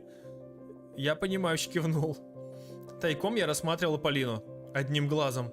Она казалась драгоценным камнем, чьи грани переливаются мерцающей неуловимой маманем... Что? Меняясь. Что? Спрашивали невинно ее смеющиеся глаза. То, молча отвечал я. Ты храбрый. Мне нравится. Я храбрый. Храбрый? Это я. Стоял как язык проглотив. Конечно, блин. Но стоял же, не сбежал. Я вообще стоял до конца. Я до сих пор поражаюсь, как ты нашел в себе смелость послать, а тем более ударить Бабурина. Ну, я ж знал, что он пропадет. Ха. Ради тебя я готов на многое. Так. Вот, я же говорю. Изъясняешься словами из романов. Ради тебя, моя госпожа. О. Полина захихикала. Я надулся притворно, но не сумел удержаться и тоже улыбнулся. Поселок выглядел покинутым и каким-то усопшим. Покосившийся штакетник, замусоренные овраги. Летом, наверное, тут зелено и оттого симпатично, но зимой под корой льда, под одеялом снега. Псы лаяли и гремели цепями за заборами, но резко смолкали, когда мы проходили до следующего дома. Представь, что это призраки цепями звенят. Это призраки, которые дедов кусают. О, а я обожаю сказки про призраков. Дедушка часто мне их рассказывает. Так. Опаце. Полинин дом. а в нем и дед, который во стушуб одет, но собаки все равно покусали. Она остановилась у большого, но уютного дома за снежной крышей, положила руку на калитку. Выгляделась в меня, словно хотела залезть в душу. Вау. Я все вспоминаю дедушку. Говорю, какой он хороший, заботливый, умный. Но это только половина правды. Так, а остальная половина где? В последнее время он немного... Немного. Она сделала паузу, подбирая формулировку. Чудной? Да, пожалуй. Окей. Стал таким с годами. Так что ничему не удивляйся. Ладно. Так точно, ничему не удивляться. Есть. Вольно! Есть. Мы пришли по расчищенной дорожке к дому. Полина отперла замок. А там дед. Длинный коридор был полон теней. Дверь, хлопнув, отрезала нас от шума ветра и остальных уличных звуков. Наступила такая тишина, что я услышал, как стучит сердце Полины. Хотелось накрыть его рукой и ощутить биение ладонью, линиями жизни. Так, от этой сценки... Ты всегда так застываешь? Да, вот этой сценки я не видывал. Как будто у тебя в голове стоп-кран нажали. У меня стоп-кран в голове. Фантазия рисует всякие картинки. Я же машина. А, понимаю. Так. Она сняла курточку и повесила на крючок. Раздевайся, разувайся. Хорош. Я пока в комнате приберусь. Фига ты быстро. Дедушка, бывает, вещи свои оставляет, где попало. Так, Я быстро. так. Вот это я уже могу изучать? О-о-о. Дед. Легкая, как бабочка, она упорхнула. Такая же, только стальная махала могла порхать у меня в животе уже в обозримом будущем. Я стащил куртку, расшнуровал ботинки. Тонкий скрип достиг уха. Тихо. Стой. Я жду. Я изучаю. Это я. В этом зеркале все такое резкое и глубокое, взгляд проваливался. И чё? Что мне показалось? И счетчиком к другому концу месяца, так Полина с дедом вчера себя... Воу-воу-воу. Что происходит? А еще? Какое еще?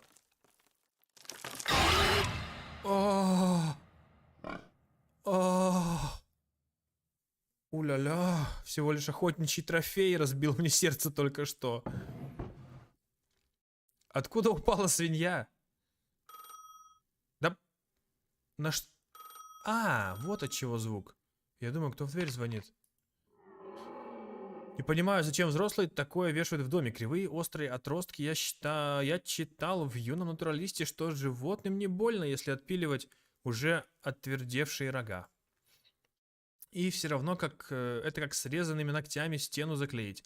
То же, что ороговевшее, ну, типа, тоже что-то ороговевшее, когда-то бывшее частью живого организма. Так. Окей. Это смотрели. Так, окей. Эту картину я знал. Паганини, тот, который так круто играл на скрипке, что люди решали, будто он продал душу дьяволу. Портрет нарисовал Николай Фешин. Он был известным художником в России, после революции уехал в Америку, и там тоже прославился, какие длинные у Паганини пальцы. И взгляд такой пронзительный, куда он смотрит. Может, и правда продал душу? А Полина, интересно, продала бы? Конечно. Так, лыжи. Лыжный турист. Папа рассказывал, что в детстве сам сделал лыжи и палки, и даже лыжную мазь сам изготавливал из пчелиного воска, канифоли и хвойной смолы. Для здешних суровых зим что-то надо. Надо что-то, зим то, что надо. Для суровых зим то, что надо. Но эти лыжи стоит ремонтировать. Скобы скрипели совсем скрепления совсем истлели. На них какие-то красные пятна, наверное, ржавчина, чего уж там. Что уж там, греха таить. Так, это у нас что? Дверь какая-то? Открыть? Надеюсь, у меня сейчас маска какой-нибудь еще твари не упадет. Воу-воу-воу-воу-воу-воу-воу-воу, что-то мне не очень приятно.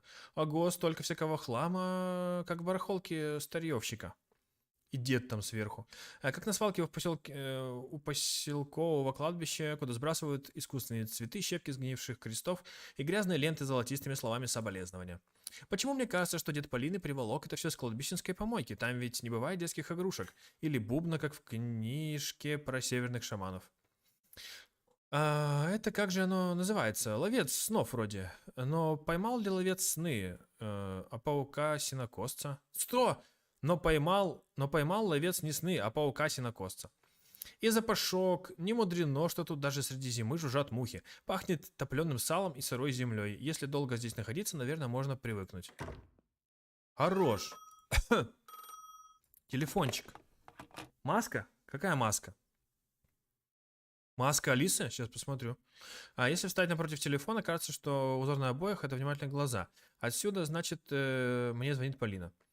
Стоя тут под счетчиком, в сумерках среди теней, накручивает на палец шнур, может, включателем балуется, то зажигает, то гасит свет и ждет, пока дед наругает. Маска по Алисе, ком-то деда. Блин, я уже не могу посмотреть. Ну, блин, если там маска Алисы, это прекрасно, но я уже не могу. Так, я жду. Снимая обувь, я посмотрел вглубь дома. Полумрак маскировал поворот в конце коридора. Что-то двигалось ко мне, волочась по рассохшим доскам. Кыр-кыр. Мой мальчик. Кыр-кыр. Скрип нарастал. Я поймал себя на том, что отступаю к дверям. Полина? Нет. Опа-це. Это ж дед. Из-за угла выкатилось инвалидное кресло. Кряжистый старик выплыл из темноты. Ты, должно быть, одноклассник моей Полли? Кар-кар. Да, Антон Петров. Так. Рукопожатие было на удивление крепким. Очень приятно. Ну это ж дед. Очень. Естественно. А я Харитон. Греческое имя, значит щедрый. Да ты щедрый. А твое имя знаешь, что обозначает? Надеюсь, не то, что дети говорят. Никогда не задумывался. Точно, Антон? От латинского «антео» — тот, кто вступает в бой. Ничего себе. Вот оно как, оказывается. Да ладно, не может быть. Я одобрительно хмыкнул. Оказывается, у моего имени смелые корни. А Полина? А Полина? Полина французского происхождения. Если не ошибаюсь, солнечная. Точно. Ну, конечно, солнце, манящая Франция, небо над Парижем. Все это про Полину. Вы так много знаете об именах. Дед знает много обо всем. Не спорь с ним. Я каждой своей кукле особенное имя давал. Что за куклы? Кукле? Полина не рассказывала? Я же кукловодом работал при театре. Нет, не слыхал. Потом сторож с сигаретой тлеющей уснул, сам погиб, и театр сгорел до основания. И собаки меня потом покусали. Куклы мои сгорели. Так. Жаль. Жаль. Про себя я подумал, вроде Полина рассказывала, что дедушка ее был краеведом. Да, кстати. Так, он прищурился хитро. А знаешь ли ты, Петров Антон, что в старину у людей два имени было? Настоящее и то, что они называли незнакомцем. Чё? Считалось, что подлинное имя, попав к нехорошим людям, могло обернуться против человека. По имени насылали хвори и даже смерть.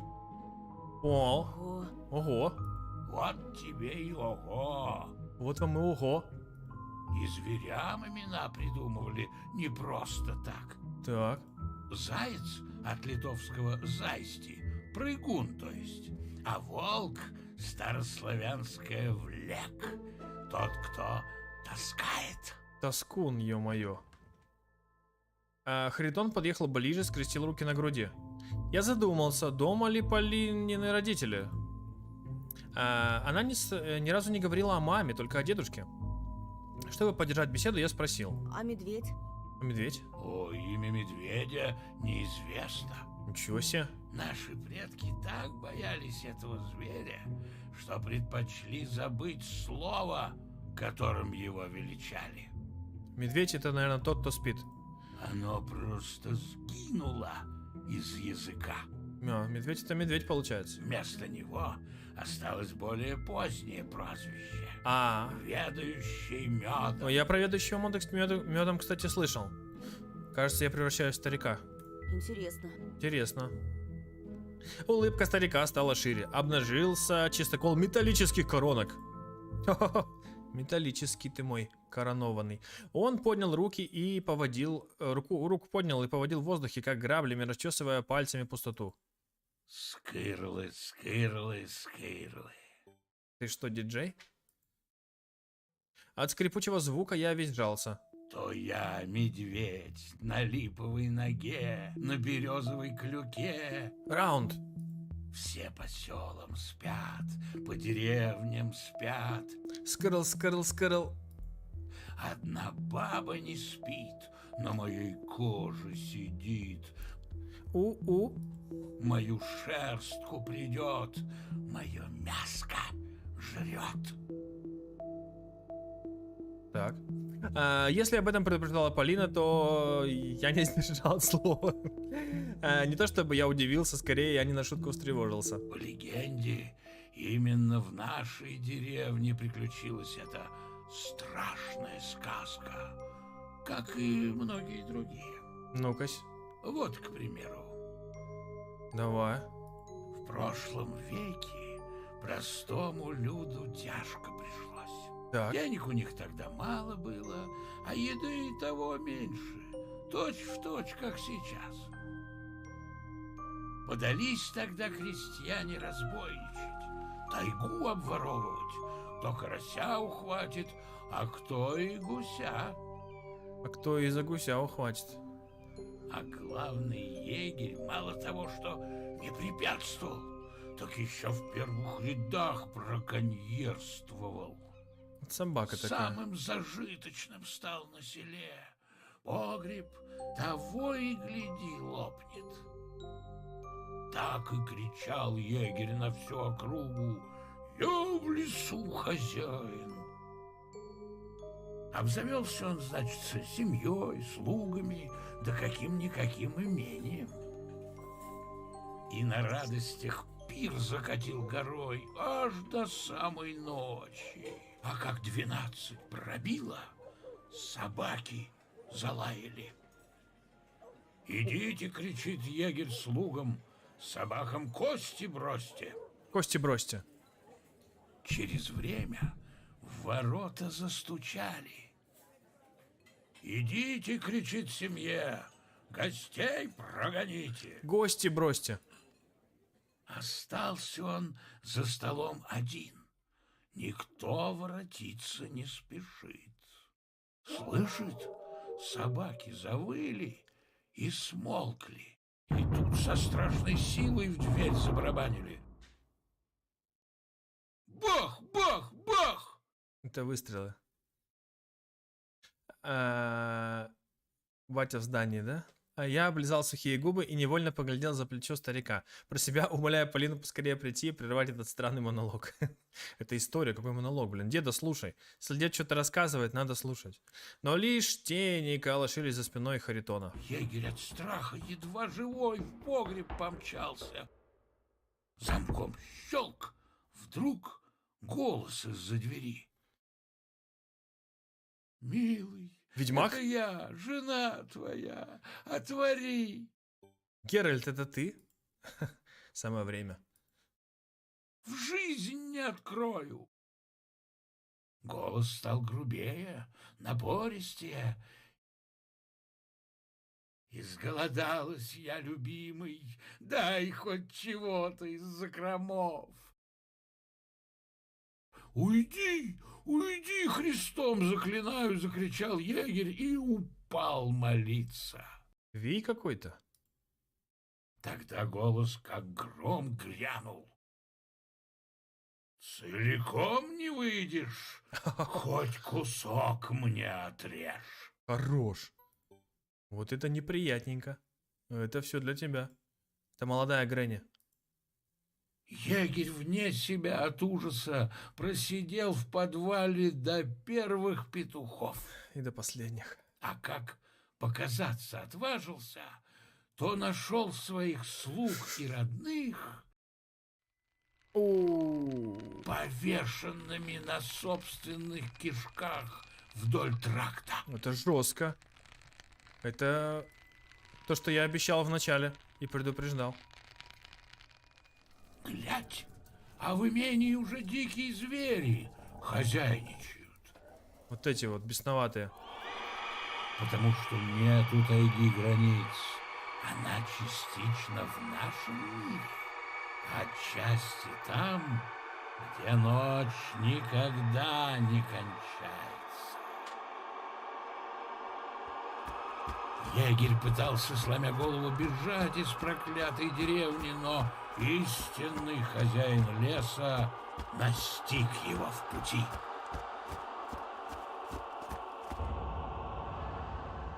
Мой голос зазвучал неуверенно. И что же с ним сделал этот хозяин леса?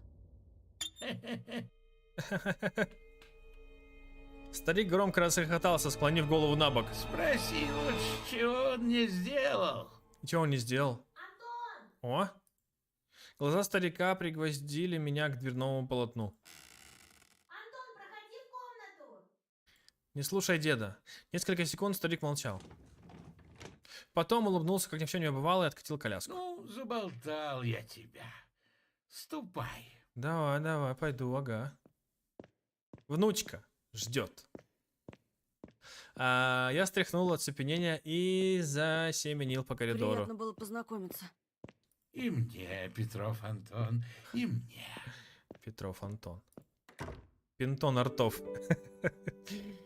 Я с облегчением проскользнул в комнату Полины, а тут музыкальная студия, ты посмотри, граммофон, пианино, фотка, кот. Кстати, про кота не было ничего сказано. Владимир Высоцкий с росписью плакат. Ё-моё. А это что такое за плакат? Ладно, сейчас посмотрим. Я с облегчением проскользнул в комнату Полины. Она была под стать хозяйке, милая, аккуратная. Сразу бросились в глаза огромная коллекция виниловых пластинок и проигрыватель. Стены украшали фотографии в рамках. Дедушка тебя не сильно донимал? Нет. Нет, он очень интересный. Задержка на стриме средняя. Есть супер маленькая, но это когда не 2К, Full HD. Есть средняя, когда 2К. Есть большая задержка, когда 4К. Поэтому у нас 2К и средняя задержка. Не знаю, сколько по секундам можете отмерить. Небось, ты теперь знаешь все о своем имени. Of course. Я натянуто засмеялся, поводил взглядом по фотографиям. Кстати, взглядом по фотографиям я поводил уже давно. Граммофон. Немного старомодно, но мне понравилось. Кстати, уже модно. Уже вообще-то граммофоны, уже вот здесь вот у нас в Польше, уже, знаете ли, очень даже такие можно встретить. И, кстати, есть распродажи виниловых пластинок, представляешь? И у всех, скорее всего, групп, которые ты слушаешь, есть виниловые альбомы тоже. Немного старомодно, но мне понравилось. Посмотрим, что у Полины за коллекция. Грамм-пластинки, формы, мелодия и редкие. Югословацкий винил формы Джо Юготон, наверное. Спасибо, Костя, да, 2 часов, но мы до Талова, наверное, просидим уже, нам надо концовку пройти. Рахманинов, Свиридов, арии Верди в исполнении Хаблы, Герзмавы. Одна классика, ни ансамбля песняры, ни группы спектакль, никакого тебе Линкин Парка. У нее даже музыка на костях есть, что? У нее даже музыка на костях есть, записана электрорекодером поверх рентгеновских снимков. Игла скользит по фотографиям чьих-то ребер, играя скрипачий страх. Я понял. Ну, это странно, окей. Так, что у нас там еще? Пианино. Пианино Кузбасс. Не Полинки на крышке. Здесь она репетирует. Почитаем, что за произведение в нотной тетради. Гендель Капричио соль минор. Похоже на название пиццы, которую едят черепашки-ниндзя. Особенно соль минор. А я и собачий вальс не сыграю. Ну, блин, ты знаешь что? Собачий вальс вообще не каждый сыграет, так что не надо.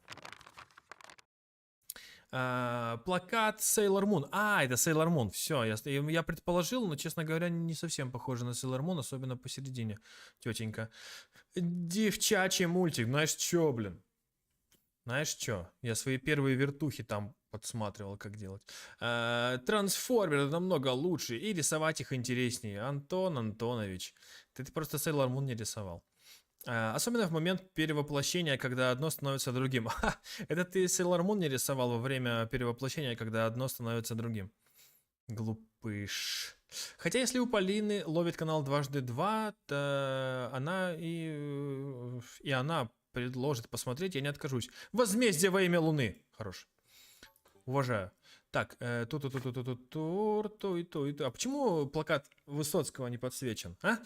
Вопросики. Так, вот семейное фото. А это твои родители? Или мои? Полина потупилась. Да, Так. они погибли много лет назад. Опа, а Я вот... их практически не помню. А вот и важный контент. О, Я чувствовал себя ослом, ведь мог и догадаться, что Полина сирота. Да блин, в смысле дед есть, ты чё? мне очень жаль. Тебе чё, дед? Спасибо. Пастушупа дед? Дедушка воспитывал меня как родную дочь. Ну, так зачем он? Никогда не устану благодарить его. Он тебя воспитывал как родную внуч. Зачем ему воспитывать тебя как дочь? Представляю, каково тебе пришлось. Да нормально ей было, наверное. Полина улыбнулась печально, смахнула с лица непослушные локоны. Давай не будем о грустном. Давай, чё, реально. Познакомься с Джоанной. Опа, Ц. Вот это на кресле. Давай. Хорош. Первая кошка в игре, между прочим. Я наклонился, чтобы получше рассмотреть согнувшуюся у батареи кошку. Привет, Джоанна. Сиамская, что ли? Не себе. Кошка ударила хвостом по ребристой батарее. Зашипела, показав клыки. Прости, она не особо дружелюбная. Ну, вообще какая-то дикая у тебя. К такой реакции я привык. Это точно. Что за имя, Джоанна? Тебе не надоело говорить про имена? Реально, ты что, дед? Джоанна из сериала «Елена, ребята». Елена, нет, и ты тоже, наверное, не смотрела, может и да, поэтому вот смотри, французский молодежный телесериал, показанный помимо Франции в Европе, в многих странах Восточной Европы в середине 90-х годов. Я слыхал. И фыркнул. Это для девочек. Это для девочек. Ой, подумаешь, я вот и трансформеров смотрю. Нифига у тебя времени, Полина, у тебя же дед и музыка, какие трансформеры? Да ладно, кто твой любимчик? Кто, блин, Антон. Ты меня проверяешь? Допустим, Мегатрон. Хорош. Ага, а говорила, что не любишь плохих парней. По фактам. Да, но вот ему удалось растопить мое сердечко. Не то, что тебе душнило. Она комично схватилась за грудь. Ничего себе. Полина села на диван, болтая изящной ножкой, и поправила покрывало. Чего? Чем займемся? Я не знаю, сыграй что-нибудь. У тебя там был какой-то соль минор. Я запомнил самое важное. Ее поза и игривый взгляд как будто загипнотизировали меня. Вдобавок, приглушенный свет создавал в комнате особую волнительную атмосферу, а запах деда отправлял меня в небеса. В воздухе чувствовался легкий аромат деда и чего-то более неуловимого. Так, я неправильно прочитал. В воздухе чувствовался легкий аромат ежевики и аромат деда был более неуловим и пленителен. Вот. Неожиданно мое привычное смущение сменилось каким-то необычным задором. Ну, конечно, блин, с таким-то запахом деда. Хотелось красоваться и хвастаться. В общем, делать что угодно, лишь бы Полина посмотрела на меня как можно дольше. Я ощущал... В такие моменты надо просто сказать, что ты, смотри на меня. Я ощущал себя таким агентом 007, готовым вот-вот соблазнить роковую красотку одним лишь своим видом. Естественно. Будто подражая герою шпионских фильмов, я скрестил руки на груди и таинственно улыбался, решив опереться на стену. И вмиг я сам оказался себе обворожительным в тот миг. Ты что, сел на фортепиано? Вот дурачок. Вот только застыть в изящной позе мне помешало бряцание клавиш. Оказалось, я не заметил открытое пианино и уселся на него. Кузбасс, тебе судья. Подпрыгнув от испуга чуть ли не до потолка, я растерял все свое обаяние. Хрена, еще и захлопнул. Следом грохнулась крышка. Тут же со стула спрыгнула перепуганная кошка. Тут же неожиданно запотела моя подмышка. Кошка рванула вверх по шторе, а затем, сдирая когтями стружку обои... Что с котом? Он что там, на самоуничтожение запустился? Метнулась по стене в укрытие за шифонер. На шифонер. Нифига себе, она плакат уничтожила. К моим ногам полетели клочки изорванного постера Sailor Moon, так не кстати оказавшегося на пути испуганного животного. Судя по взгляду Полины, плакат ей очень нравился. Прости, я не хотел. Да, это точно. Было бы гораздо неприятнее, если бы она так ногу уничтожила. Она закрыла глаза, губы ее скривились, а лоб сморщился. Придурок. Зачем я его привела домой? Казалось, сейчас Полина начнет кричать или заплачет, но она просто вздохнула и совершенно спокойно сказала: Не беда. не беда, просто ты придурок. Нет такой поломки, которую нельзя починить с помощью изоленты. Да, особенно плакат. Ну, в этом случае с помощью скотча. Ладно, прощаю. Давай, помогай. Давай, сшить плакат обратно. Блин, серьезно, мини-игра. Я не был готов к такому. Блин, я бы хоть потренил. Так. Надо было запоминать, кто где. Вы чё, блин? Cool girl. Так. Уголочки пошли. Какие-то женщины. А чё, приклеиваться не будет? Ё-моё. Так, стой. Ты где-то здесь. Ты где-то тут. Наверное. Я не уверен. Так, Кул. Кул тот самый. Чик. Это сюда. Это... Кажется, тут оторвато немножко головы. Вроде так. Так. Владимир Скилловый чинит плакаты. На раз. Что ты, подлая кошка, себе тут удумала? Разрушить мой романтичный момент? Я не дам тебе этого сделать. Как новый, я тебе говорю, даже лучше. Поехали. Так. Последний кусочек плаката лег на свое место, и оказалось, что вместе с ним в комнате воцарилась утраченная гармония. Это же персонаж из Sailor Moon? Да. Sailor Юпитер или как там ее? Твой любимый. Да нет же, это Сейлор Сатурн. Как ты мог перепутать, дурашка? Ее зовут Хатару. Она воин разрушения, который вместо того, чтобы уничтожить мир, спасла его. Хорош. Мне она всегда больше всех нравилась. Героичная героиня. Вот. А еще у нее раздвоение личности, представляешь? Представляю. Никогда не слышал, но По крайней мере, было. Джоанна порвала ее на дюжину личностей, не меньше. Представляю. Я посмотрел на Полину и осторожно спросил. Расскажи, как проходят твои вечера. Как? Я репетирую до талого. Полина пожала плечами, приняв скучный вид. Смотрю телевизор или играю дедушке на скрипке. Ну, как минимум, нормальный Он ход. планирует сделать из меня Давида Ойстраха. Давид Ойстрах. Один из наиболее известных представителей русской скрипичной школы, активно выступающий в качестве дирижера, завоевав в этой области имя мастера, умер от сердечного приступа через несколько часов после концерта. Такой, молодец, до конца, видишь, музыкант до конца, это очень похвально. Кого? Уважение посмертно. Скрипач был такой великий. Скрипач-дирижер. А ты что же, сама не хочешь играть? Сысли, она деду играет уже, на расслабоне, вообще не напрягаясь. Почему? Ты пробовал? Хоть раз сам? Хочу. Ну? Это мой шанс уехать в город и начать нормальную жизнь. Как минимум. Гастролировать по странам, знакомиться с новыми людьми. От ее слов я ощутил укол дурацкой ревности. Ты играешь для меня? Ну-ка. Ты точно этого хочешь? Конечно, ты чё, я уже даже дед немножко. Очень. Хорошо. Только учти, я сегодня не в форме. Как это? Ты в форме, ты даже не переоделась. Она извлекла скрипку из футляра, лак переливался на свете лампы. В свете лампы. Это необычная скрипка. Ну, естественно, это твоя. Ее смастерил в 17 веке скрипичных дел мастер Гварнери. Офигеть.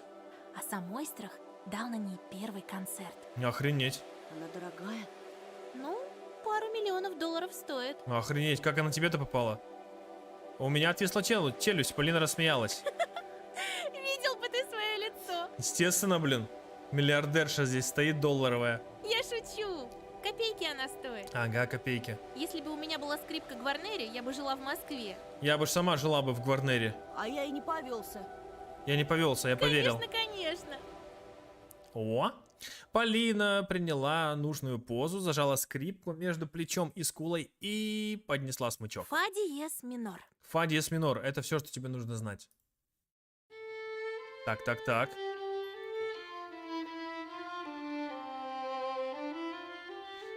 Нам не нужны слова. Ай, хорош. Смычок скользнул по струнам, и музыка наполнила комнату, насытила собой воздух. Я присел на подоконник, восторгаясь силой мелодии. Как грациозно играла Полина.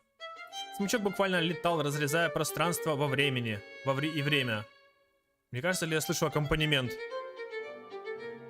Она что, играет в 3 скрипки? Длинные пальцы перемещались, и фортепиано еще подключилось с невероятной скоростью. Призрачная улыбка теплилась на губах скрипачки. Казалось, музыка — это таинственная фа диез минор, ветер, ворвавшийся в дом, принесший запах моря и далеких городов. И при его порывах я задыхался от восторга. Эта кошка играет на фортепиано. Вот почему кошка такая бесячая была. Она просто давно на фаноне играла. А дед тапком подстукивает в такт. Но как и все хорошее, это закончилось слишком быстро. Полина замерла, опустила руки и поклонилась. Качнулся водопад благоухающих волос. Осторожно, кошку не заденет, она что-нибудь порвет опять. Я вскочил, захлопав в ладоши. Браво! Кто это сочинил? Кто? Роберт Шуман. Хорош. Роберт молодец. Вот кто теперь мой любимый композитор. Во. Висимо. Слог «во» стал возгласом изумления, когда что-то яростно взвыло под моей ногой. На кота наступил. Ай-яй-яй. Скример. Джоанна! В порыве восхищения я позабыл про кошку, нечаянно наступил ей на хвост. Сейчас получит леща кошачьего. Смотри на лицо кошки. Ты чё, пес?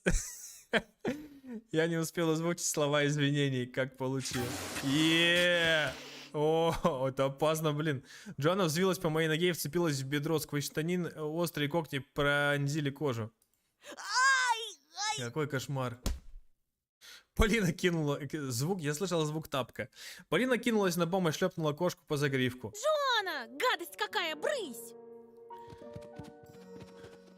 Кошка сиганула на ковер и ретировалась из комнаты, лапой отворив дверь.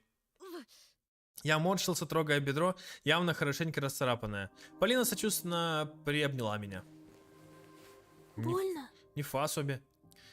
Сочувственно. Да так, я сам виноват. Ой, я ей покажу, как бросаться на моих гостей. Смотри, она тебя подозревает. Именно тебя. Нормально. Меня волновала не столь боль, сколь ущерб, нанесенный одежде. Мелкие дырочки испещрили штаны. Да ладно, еще до 8 класса поносишь, вырастешь, и уже можно новые покупать. Мама будет счастлива. Но внимание Полины мне польстило. Твоя Джанна, дама с характером. Это точно, особенно когда на хвост наступаешь. Вы поладите. Если на хвост не будешь. Если ты не умрешь от потери крови, конечно. Да, а она от потери хвоста. Она повертелась, осматривая комнату. Где-то тут был йод. Не обязательно. Что значит не обязательно? Еще никто не умирал в моей спальне. И я хочу, чтобы так продолжалось впредь. Как мы неожиданно из комнаты переместились в спальню. Я заходил в комнату. Снимай пока штаны. Ничего себе! Ты что устроила? Я вообразил себя перед Полиной в одних трусах. Как она, нагнувшись, обрабатывает мне рану, образ окатил горячим паром. Не надо, Полин, ну правда. Не слушая меня, она сморщила вату коричневой жидкости из пахучего флакона. Пациент, я готова. Спускайте. Спускайте. Спускайте псов, блин. Серьезно, дома промою. Улыбка стерла с ее красивых губ. Улыбка стерла с ее красивых губ. Вертикальная морщина растекла переносицу. В голосе появились капризные нотки. Перестань сопротивляться. Дай я тебе помогу. Антон, дай помочь. Ты чё, хочешь умереть? Она погладила... Она что? Погладила меня значительно ниже раны. В смысле, по пятке? Девочкам нельзя отказывать. Нифа себе. Девочки, вы там чё? Полегче. Полина решительно шагнула вперед и схватила за пряжку ремня. Чё себе? Я увернулся, но не тут-то было. Девочка очутилась сзади, поддела ремень пальцами, попробовала стащить штаны. Ах ты ж... Ах ты ж. Она захикала. Я крутанулся, и Полина прижалась ко мне, заливаясь смехом. Так. Легонько прикусила мою руку, дернула за ремень. Нифа себе! Ты чё там, руку прикусила? Отступая, я врезался в диван и упал плашмя на его мягкую поверхность. Полина приземлилась сверху. Так, руки на стол, чтобы я видел. Волосы накрыли мое лицо, защекотали ноздри. Вот так вот. Харассмент, я не знаю, что это значит. Напишите определение харассмент. Стример необразованный. Я ощущал, как вибрирует грудная клетка смеющаяся Полина. А еще я чувствовал сквозняк голой кожи бедра. Ей таки удалось снуть с меня штаны. Я лежал под ней частично нагим и сгорал от смущения. Дед что скажет, блин, Полина? Вы что там устроили, блин? А, домогательство, я понял. Полина отстранилась, смех затих. Что? Она сдула прядь волос и заглянула в мои глаза. Так. Уперев кулачок в щеку, прошла задумчивым взглядом по моему лицу. Ты чего? Ты чё, блин? Ничего. Устроилась. Красивый ты. Точно? Ты рану помазала хоть? Скажешь тоже. Скажешь тоже. Честно-честно. И знаешь, мне кажется, что я все эти годы ждала, когда ты в поселок приедешь. Мое сердце выстукивало бешеный ритм в соль миноре, под ребрами, в висках, по всему телу. Я забыл, что лежу под ней без штанов и трусь. Какой еще трусь? И трусь голым бедром об ее ногу. Мне хорошо с тобой. Мне хорошо с тобой, и я трусь. Но, как говорится, я трусь, и я боюсь. И мне. А мне неловко. Я встретила человека, который меня понимает. А мне немножко неловко. Это дороже скрипки Гварнери. Нифа себе! Нет, не будет. Я переместил взгляд на ее рот. А до этого ты куда смотрел? Я только на рот и смотрел. Он единственный... А, нет, еще глаза двигаются. Он был так близко, что я видел каждую крошечную морщинку на пересохших, как у меня, губах. Поцеловать? Так у меня нет выхода выбежать в коридор в трусах. Ладно, целуем. Смотри, что творится. Вот так вот. Полина опустила веки, затрепетали ресницы. Анимация будет? Го анимацию. Ё-моё. Все. Пускайте титры. Лучше не будет. Добрая концовка. Наши губы соприкоснулись. Голова закружилась. Дед вздрогнул. Померещилось, что я падаю в пропасть.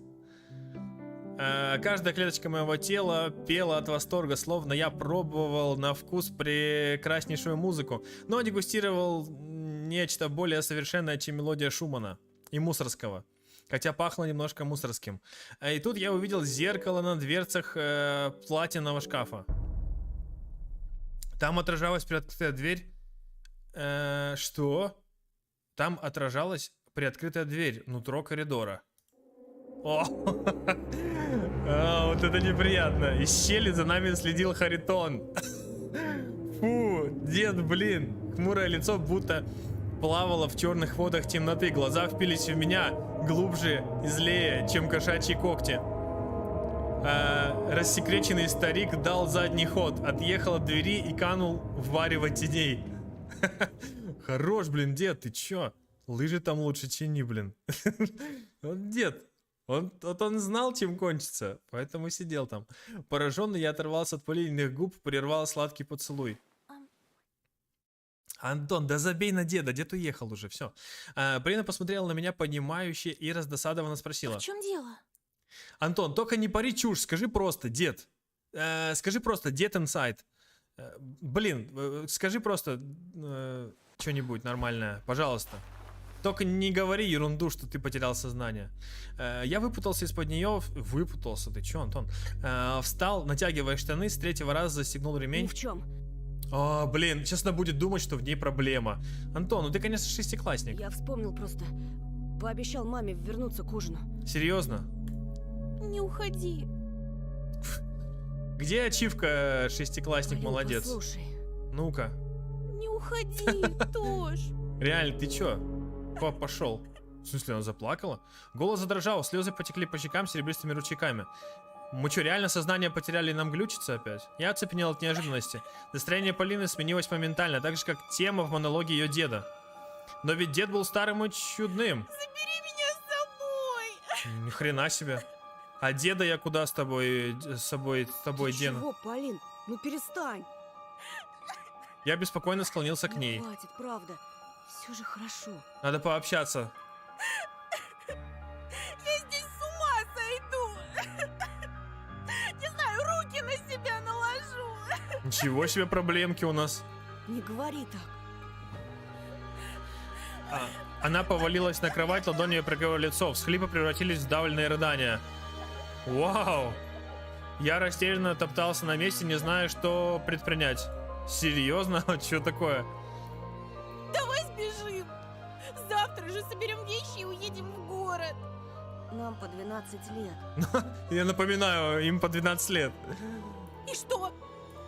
Тебе нравится жить в хибаре у леса? В хибаре у деда.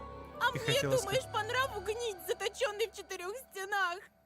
Да ладно, что ты прям. Ее кулачки били по дивану, тело выгибалось. Если ты мужчина, уведи меня из этого места. Какая дешевая манипуляция. А если я женщина? А если я не бинарная личность? Пора уходить.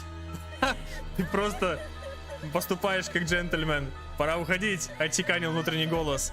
Я был с ним солидарен. Прости, тебе надо отдохнуть. Поговорим позже. Это тот момент, когда надо поговорить, мне кажется. Я вышел в коридор, бурча, возможно, поступил как трус. Ну, я же трусь. И я боюсь. Но я не мог больше выносить эту истерику. Надел куртку, сунул ноги в ботинки. Опять диджей Суета едет. Я уставился в темноту, думая о медведе, людоеде. Плач Полины раздавался за стеной, а на меня двигалось нечто скрипящее. Коляска старика притормозила в 2 метрах на границе света и мрака. Уходишь? Так быстро? Да, сколько можно. Я промямлил, шнуруя обувь. Простите, мама будет беспокоиться. Да и вообще у вас здесь беспокойно. Ты знаешь настоящее имя своей матери? Знаю. Петров Антон. Знаю, что она Карина. Тени клубились, двигаясь за плечами Харитона. Я жаждал покинуть это странное место как можно скорее. Нет, простите. Взволнованный, я извинялся направо и налево. Почему плачет Полина? Что случилось? Блеснули железные зубы. Пойдем на кухню. Чай пить будем. Со сладеньким тобой. Я тортик разрезал. А ты криповый. Меня ждут. Подождут и перестанут. Ну, пойдем. Пойдем. Не фа себе. Он хмыкнул пронзительно. Капризно. Наконец-то, справившись со шнурками, я вскочил на ноги. Старик улыбался надсадно. Надсадно? Первый раз слышу. Я повернулся к нему спиной, пальцы сражались замком. Скерлы! Что? Сейчас заклятие начнется. Мне не позволят уйти. Наедут сзади коляской и утащат. Скерлы! Дедов скример. Дверь отворилась, впустив в душный коридор зимний мороз. Как твое настоящее имя? Мое? Зайчик? До свидания. Да, мое имя настоящее. До свидания. Всего хорошего. Так. Хорошая анимация. Я вылетел на крыльцо на дорожку, петляющую между домов. Пока я гостил у Полины, мрак вороньими крыльями объял поселок. Из-за ветра он казался живым и мыслящим существом. Слабо горели вмурованные в ночь фонари. Я утер лоб.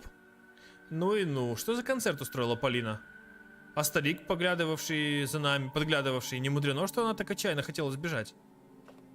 Едва я вспомнил металлические зубы Харитона, как мурашки заскрежетали по моей коже. Скыр-скыр, напомню я тебе. Опа. Ну что ж... А вот и ПВП на ножах, кажется, подъехала.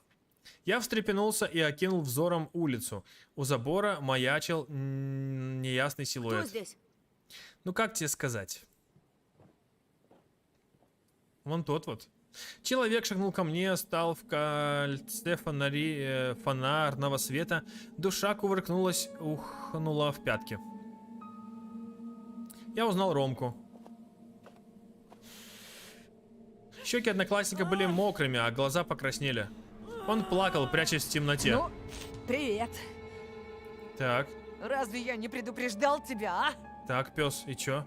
У тебя нож в руке? Нет, пока нету. Разве не говорил, что убью, если увижу рядом с ней? Ну и чё? Опа! Вот это уже опасно. Раздался щелчок, сверкнул нож-бабочка. Обескровленные губы Ромы растянулись в страшной гримасе. Зрачки сверкали, словно две монеты. Вот такой вот он, рассерженный 12-летний мамкин хулиган. Убери нож. Рома, убери нож, не будь дурой. Думаешь, я псих? Да. Я покажу тебе, что делают психи. Рома. Так. Я отступал, боясь повернуться к нему беззащитными лопатками. Все правильно. Рома шел на меня скалясь. Жалкий ублюдок. Как псина. Фу, и пену пускать начал. В уголках рта выступила пена. Он судорожно утер лицо рукавом, еще сильнее размазав слезы по щекам. Остекленевшие глаза заволокло туманом ненависти. Амулет-коготь, который дала мне Полина, снова пришел на выручку. Время словно замедлилось, стало как янтарь, в котором застыл не только я, но и Ромка с его опасным ножом. «Беги!» — просигналил внутренний голос. «Спасай свою шкуру!» Жалкий грязный ублюдок! Почему грязный? Я вообще-то мытый. Меня йодом мазали. В рот целовали. Вдруг он забыл. Горестный вой взвился к звездам. Вдруг он завыл. Воу-воу-воу, чё за позиция? Ромка сунул себе в рот рукоять ножа, как сигарету, зажал зубами, лезвие торчало наружу стальным клыком. А затем он упал на четвереньки. Так, я надеюсь, сейчас не будет самовредительства. Его тень по-звериному нахохлилась. Слюна начала капать в снег. Обезумевший Ромка закричал и бросился ко мне, отталкиваясь всеми 4 конечностями. «Беги!» Ни хрена себе! Я бежал, не разбирая дороги. Ботинки вязли в сугробах, мелькал штакетник. Шум поднялся такой, словно за мной гнался не ровесник, а какой-то зверь, большой до ужаса. Ветер бил по лицу, обжигая, будто листья крапивы. Я задыхался. Тракторенок. На повороте стоял припаркованный трактор, но водителя я не видел. Что-то юркое перепрыгнуло тропинку, приземлилось в паре метров от меня. Снежная баррикада перекрыла путь. Я вскарабкался на нее, скатился и рухнул в переулок. Ринулся. Фонари мигали панически. Очень громко. Полиция. Точно. Продукты, какая полиция. Я заметил сельмак и ринулся к нему. Дернул ручку, заперто. В стекле отразился переулок. Что-то огромное, жутко двигалось откуда-то, окутанное метелью, точно похоронным саваном. Ни хрена себе. Я метнулся на расчищенную полоску асфальта. Собаки во дворе не лаяли, а жалобно скулили. Я обогнул крайний дом и выбежал за поселок. Лес нависал черной монолитной глыбой. У меня был выбор. Просека, на которой я был как на ладони, или прямой маршрут через лес, через рвы и бурелом. Я предпочел второй вариант. Прыгнул в бок. Нога скользнула по льду. Рухнул во враг. Брыкаясь, перевернулся на спину и стал отползать, ожидая, что Ромка вот-вот появится сверху. Нечеловеческий вопль пронесся дворами. Ввинтился в уши. Прошла минута, вторая. Нифига себе, ты минуту лежал. Пора вставать уже. Я трясся, всматриваясь в края оврага, в черные мазки сосен. Приближающаяся тень. Волчонок? Мальчик в маске волка вышел из леса и остановился передо мной.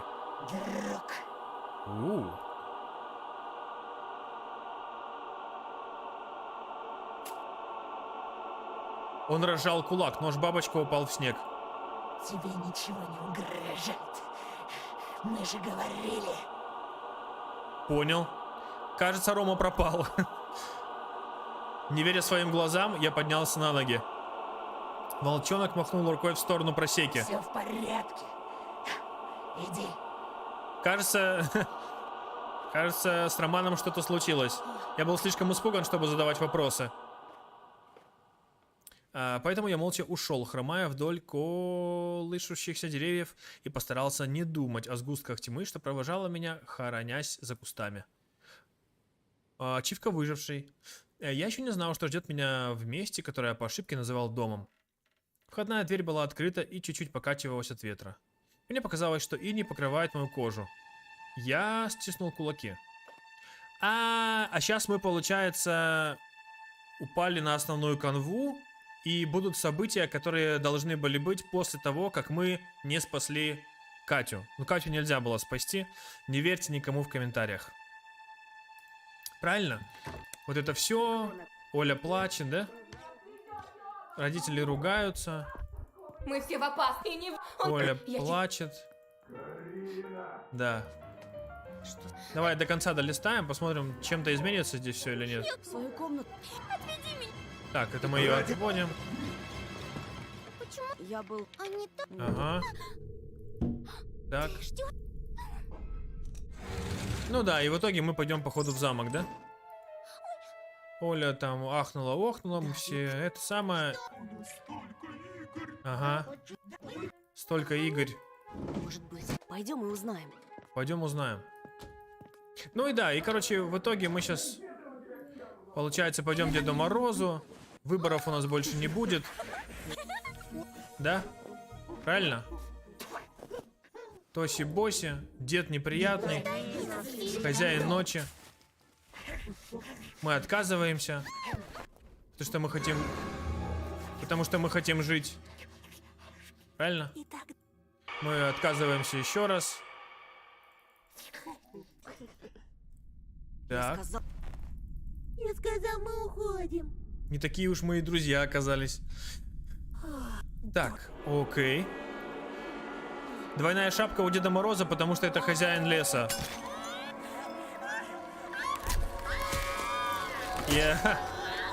Хофли, тебя ждет очень много новостей, если ты не в курсе, почему у него такая шапка.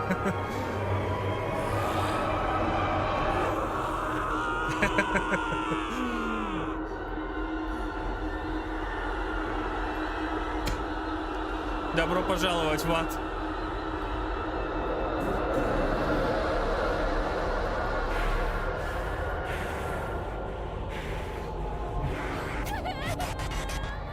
Так, концовка, интересно, какая-то еще здесь будет дальше? Вроде нет. Вот, собственно, и...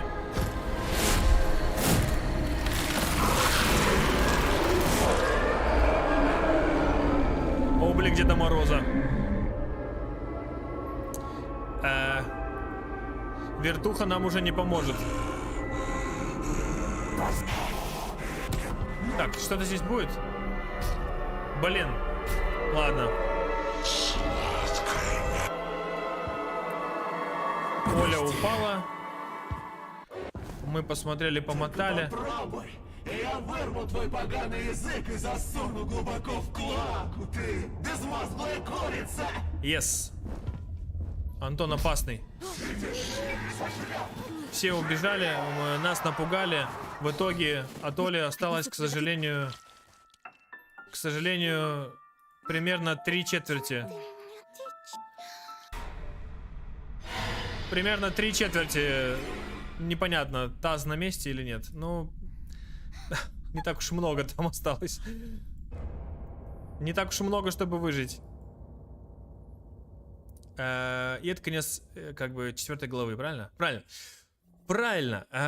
Теперь ты не поверишь.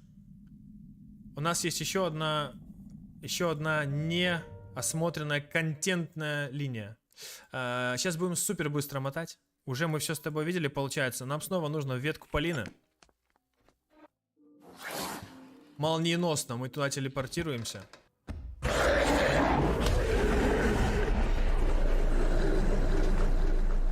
Да, я иду сейчас не брать амулет. Не волнуйтесь. Все как обещано, как говорится. Мы что-то собираем, куда-то уходим. Варежку, естественно, берем. Дальше бежим. Тут открыли, посмотрели. Олю увидели, напугались, порадовались, поговорили, послушали. Телек включили. Настроили. Скримеры увидели. Чай попили, сгущенку поели, окно закрыли. Уснули, проснулись, в школу умчались. Алису увидели. Конфеты от Алисы мы, естественно, взяли. Потому что мы такие, у нас двойные стандарты. На дядю щелкнули, на машину посмотрели, в школу зашли, Вову проводили. Вова потерялся. Естественно, Семену по прыщам дали. Бам! Стопе, не стопе. Где Оля будет жива? Нет такой концовки. О чем ты говоришь? Что это за концовка такая? Так, Полину выбираем. Выбираем. Тут прогулялись, получается. Дяденьку в Чищобе увидели. Поговорили, снеговика слепили. В темный лес ходили. Сегодня все это читали, кстати говоря. Очень тебе удобно, пересматривать даже будет. Очень классно и красиво. Собаку пнули. Полину посмешили. На бабочку посмотрели. Как говорится, нахрен послали. По харе получили 3 раза. Все как нужно. Ни больше, ни меньше. На скримеры посмотрели. Of course, чтоб тебе было страшно. Так, очнулись. Батя нашел. Пистолет увидели. Ну, сейчас не успел я нажать на пистолет, честно говоря. Так, здесь что? Здесь Катя еще живая. А, это наши сны.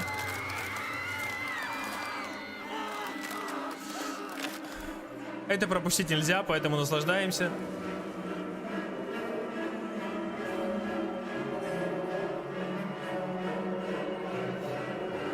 Так. Нас сперли. Кто-то. Мы проснулись, очки забрали. Надели, окно закрыли. Семен пропал. Полина пришла, я сел. Милиционер пришел. Ромка живой пока что. Катя тоже. Не забываем. Так, дяденька пишет у доски. Я ищу креветку с кольцом. Говорит, дядя будет что-то? Говорит про безопасность, про то, что панику поднимать рано. И то, что кто-то там пропал, это еще не значит, что он уже погиб. Отворачивается писать. Чик. Я жму. Он дальше говорит, что там какие-то бродят звери. И что-то куда-то, если что, то сразу обращайтесь. А я нахожу, собственно, креветочку с колечком. Хорош. До свидания, лейтенант. До свидания, я молчу. Оно нам не надо. Я и сам с ним справлюсь. Дальше что? Это мне всекли. Тыщ, бац-бац. И вот она, эта распутица. Я отказываюсь. От когтя смерти отказываюсь. И, кстати, сейчас будет, скорее всего, замес. Но коготь же спас нас 2 раза. Соответственно, первый раз мы получим куда-то нож. Вот сейчас. Что тебе нужно? Хоба! Он медленно извлек нож. Извлек. А мы ты не... Он там, извлек его из себя. Вот скажи, я тебе... Да нет. А потом, А то я как говорится, ввел в меня, да? Ну-ка.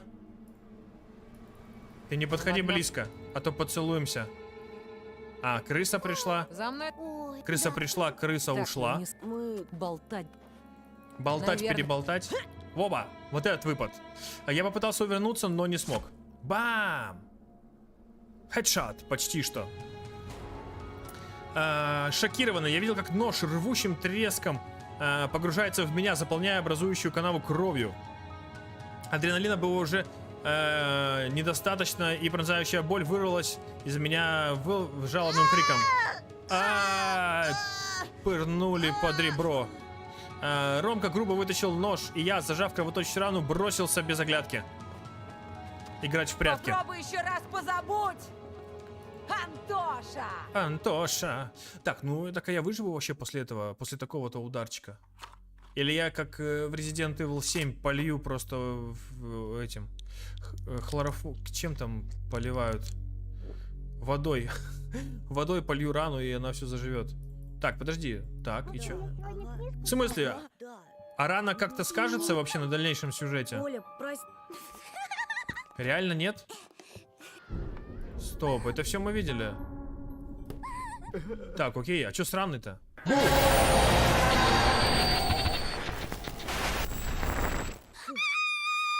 Так, окей. Слушай, а чё, рана вот так вот просто пройдет мимо? Это очень странно. Вообще-то, наверное, нельзя было бы просто так ничего не делать с этой раной, чтобы она просто так зажила. Я, если что, радую сестру проигрышем. В конце концов, она тренировалась весь день. Так, хорош. Не споткнись, смотри. Подожди, а тут я не помню, не споткнись, смотри, это было? Если трубку прижал к груди... ага, угу. Алло? Алло. У твоей мамы такой молодой голос. Ну а чё? Она не старая еще просто. Так, что мы рисуем? Это мы видели. Нет, ну я... Потом рисуем Полину. Потом рисуем нож. Ну, типа, Или нет? О, так, это дом. И...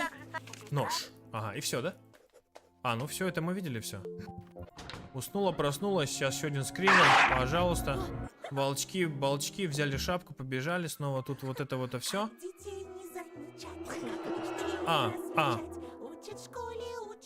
Камон, камон. Скр. Так, окей, все. Взяли маску, попрыгали за луной. Правильно? Ничего не изменилось? Да, все. Это мы все с тобой видели, а вот сейчас начинается новый экшон. Так, я отвечаю, какая разница. Ужасно. Я правда. Иду куда-то там с Полиной, правильно? Плохо, наверное, что еще. Мы идем с Полиной? Так, мы идем с Полиной. Здесь что за А ну, движ? Полин, ты... Мы все видели. Что ты... Да что вы... А ты не в как только. Ага. Врешь. Ха! Все, Повезло тебе, а то бы сразу... ничего не держи. Так, базар Значит, начнется. Кани... Ты на... В смысле? Все, я понял. Полина всех вынесла. Мы пришли к Полине. Дедушка, дедушкой. Я жду, да? Я жду. Вышел дед. Вастушупа дед. Рассказал мне историю. Здесь, собственно, погнала другая история. Трансформеров смотрит. О, это нельзя пропустить. Естественно. Это не то чтобы нельзя, это просто невозможно пропускать. Это лучшее. Так. Давай я уже как натренированный стример соберу тебе просто махом. Пам. Пам, пара, пам. Туру-ру-ру-ру-ру-рун. Так, это откуда? Отсюда. Это откуда? Пока не ясно. Так, это вверх, это низ, это бок. Это ок. А что не ставится-то? Тик. Тик. Тик. Тик. Кудах. Хорош. Так, все. Ноги показали. Дальше что? Пыр-пыр-пыр, здорово. Карбонара, здорово. Карбунара. Так, Катан ногу мне поранил. Поцелуи будут? Естественно. Второй поцелуй за стрим. Нормально? Можно уже считать 18+. Так, здесь ничего нового. А, ну вот тут. Кто здесь? Вот тут, очевидно, будет что-то новое. Вероятно... Вероятно, плечом мы не отделаемся. Так. А, Милпикс ПК, понял. Щеки одноклассника были надуты. Одноклассник разве я был в не шоке. предупреждал тебя? Предупреждал, разве не пес. говорил, что убью, Говорил. если... Нож доставай. Так, у меня нет клыка, который меня спасет. Когти, точнее. Рома расплакался. Убери нож. Убери нож, придурок. Думаешь, я псих? Я покажу тебе, что делают психи. Ты в тюрячку уедешь, дурак. Рома, Там тебе все покажут. Жалкий ублюдок. Облюдок, я заколю тебя. Пену пустил. Так, он утер рот свой поганый. Бабочка начала медленное движение. Воу! Лицо приобрело цвет воска, и глаза плыли как фосфорные. Возможно, сейчас будут сцены насилия, поэтому, если ты тревожный, отвернись. Я ощутил толчок и опустил взор. Во-хо-хо, вот это вот уже небезопасный удар. Бабочка была не настоящей, в смысле шоколадной. Из магазина приколов, игрушка, в котором лезвие погружается в рукоять. Да ладно, ты гонишь. Затем я понял, что ошибся. И не вижу лезвия, потому что оно погрузилось мне в грудь. Роковая ошибка. Вот так она выглядит. Что оно сейчас внутри, между ребер. Холодное, острое. Как звук, запоздавший со светом, пришла боль. Удивительно, но она была очень сильной, зато... не была очень сильной, зато была очень неприятной, сосущей и отдавала куда-то в затылок. Я схватил Ромку за предплечье. Он вырвал нож, и как в замедленной съемке за лезвием взлетел пунктир алых капель. Кожа... Что? Кожа на костяном каркасе Ромкиного лица гротически растянулась. Гротескно растянулась. Нос распахнулся между передними зубами, натянул нити слюны. Я хотел сказать, чтобы он прекратил, но слова застряли в горле. Мир пошатнулся. Я упал на колени. Стало сложно дышать.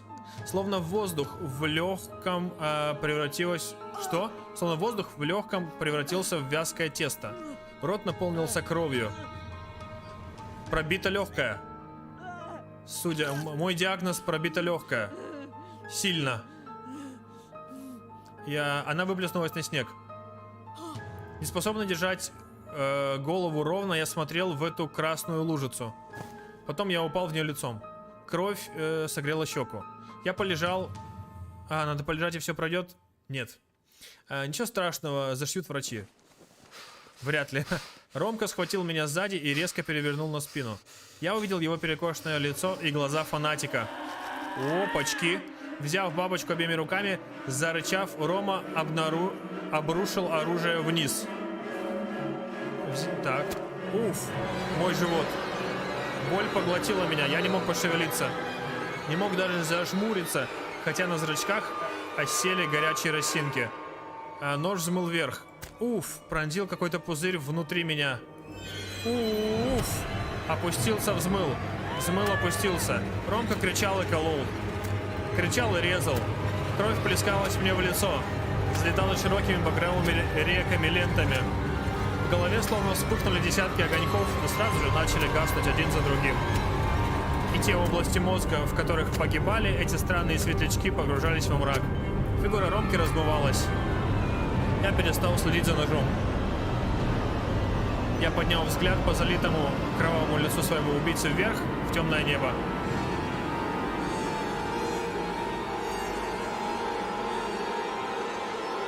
За долю секунды я увидел жизнь, которую не проживу. Миллион упущенных возможностей. Как зритель в пустом кинозале я смотрел в экран.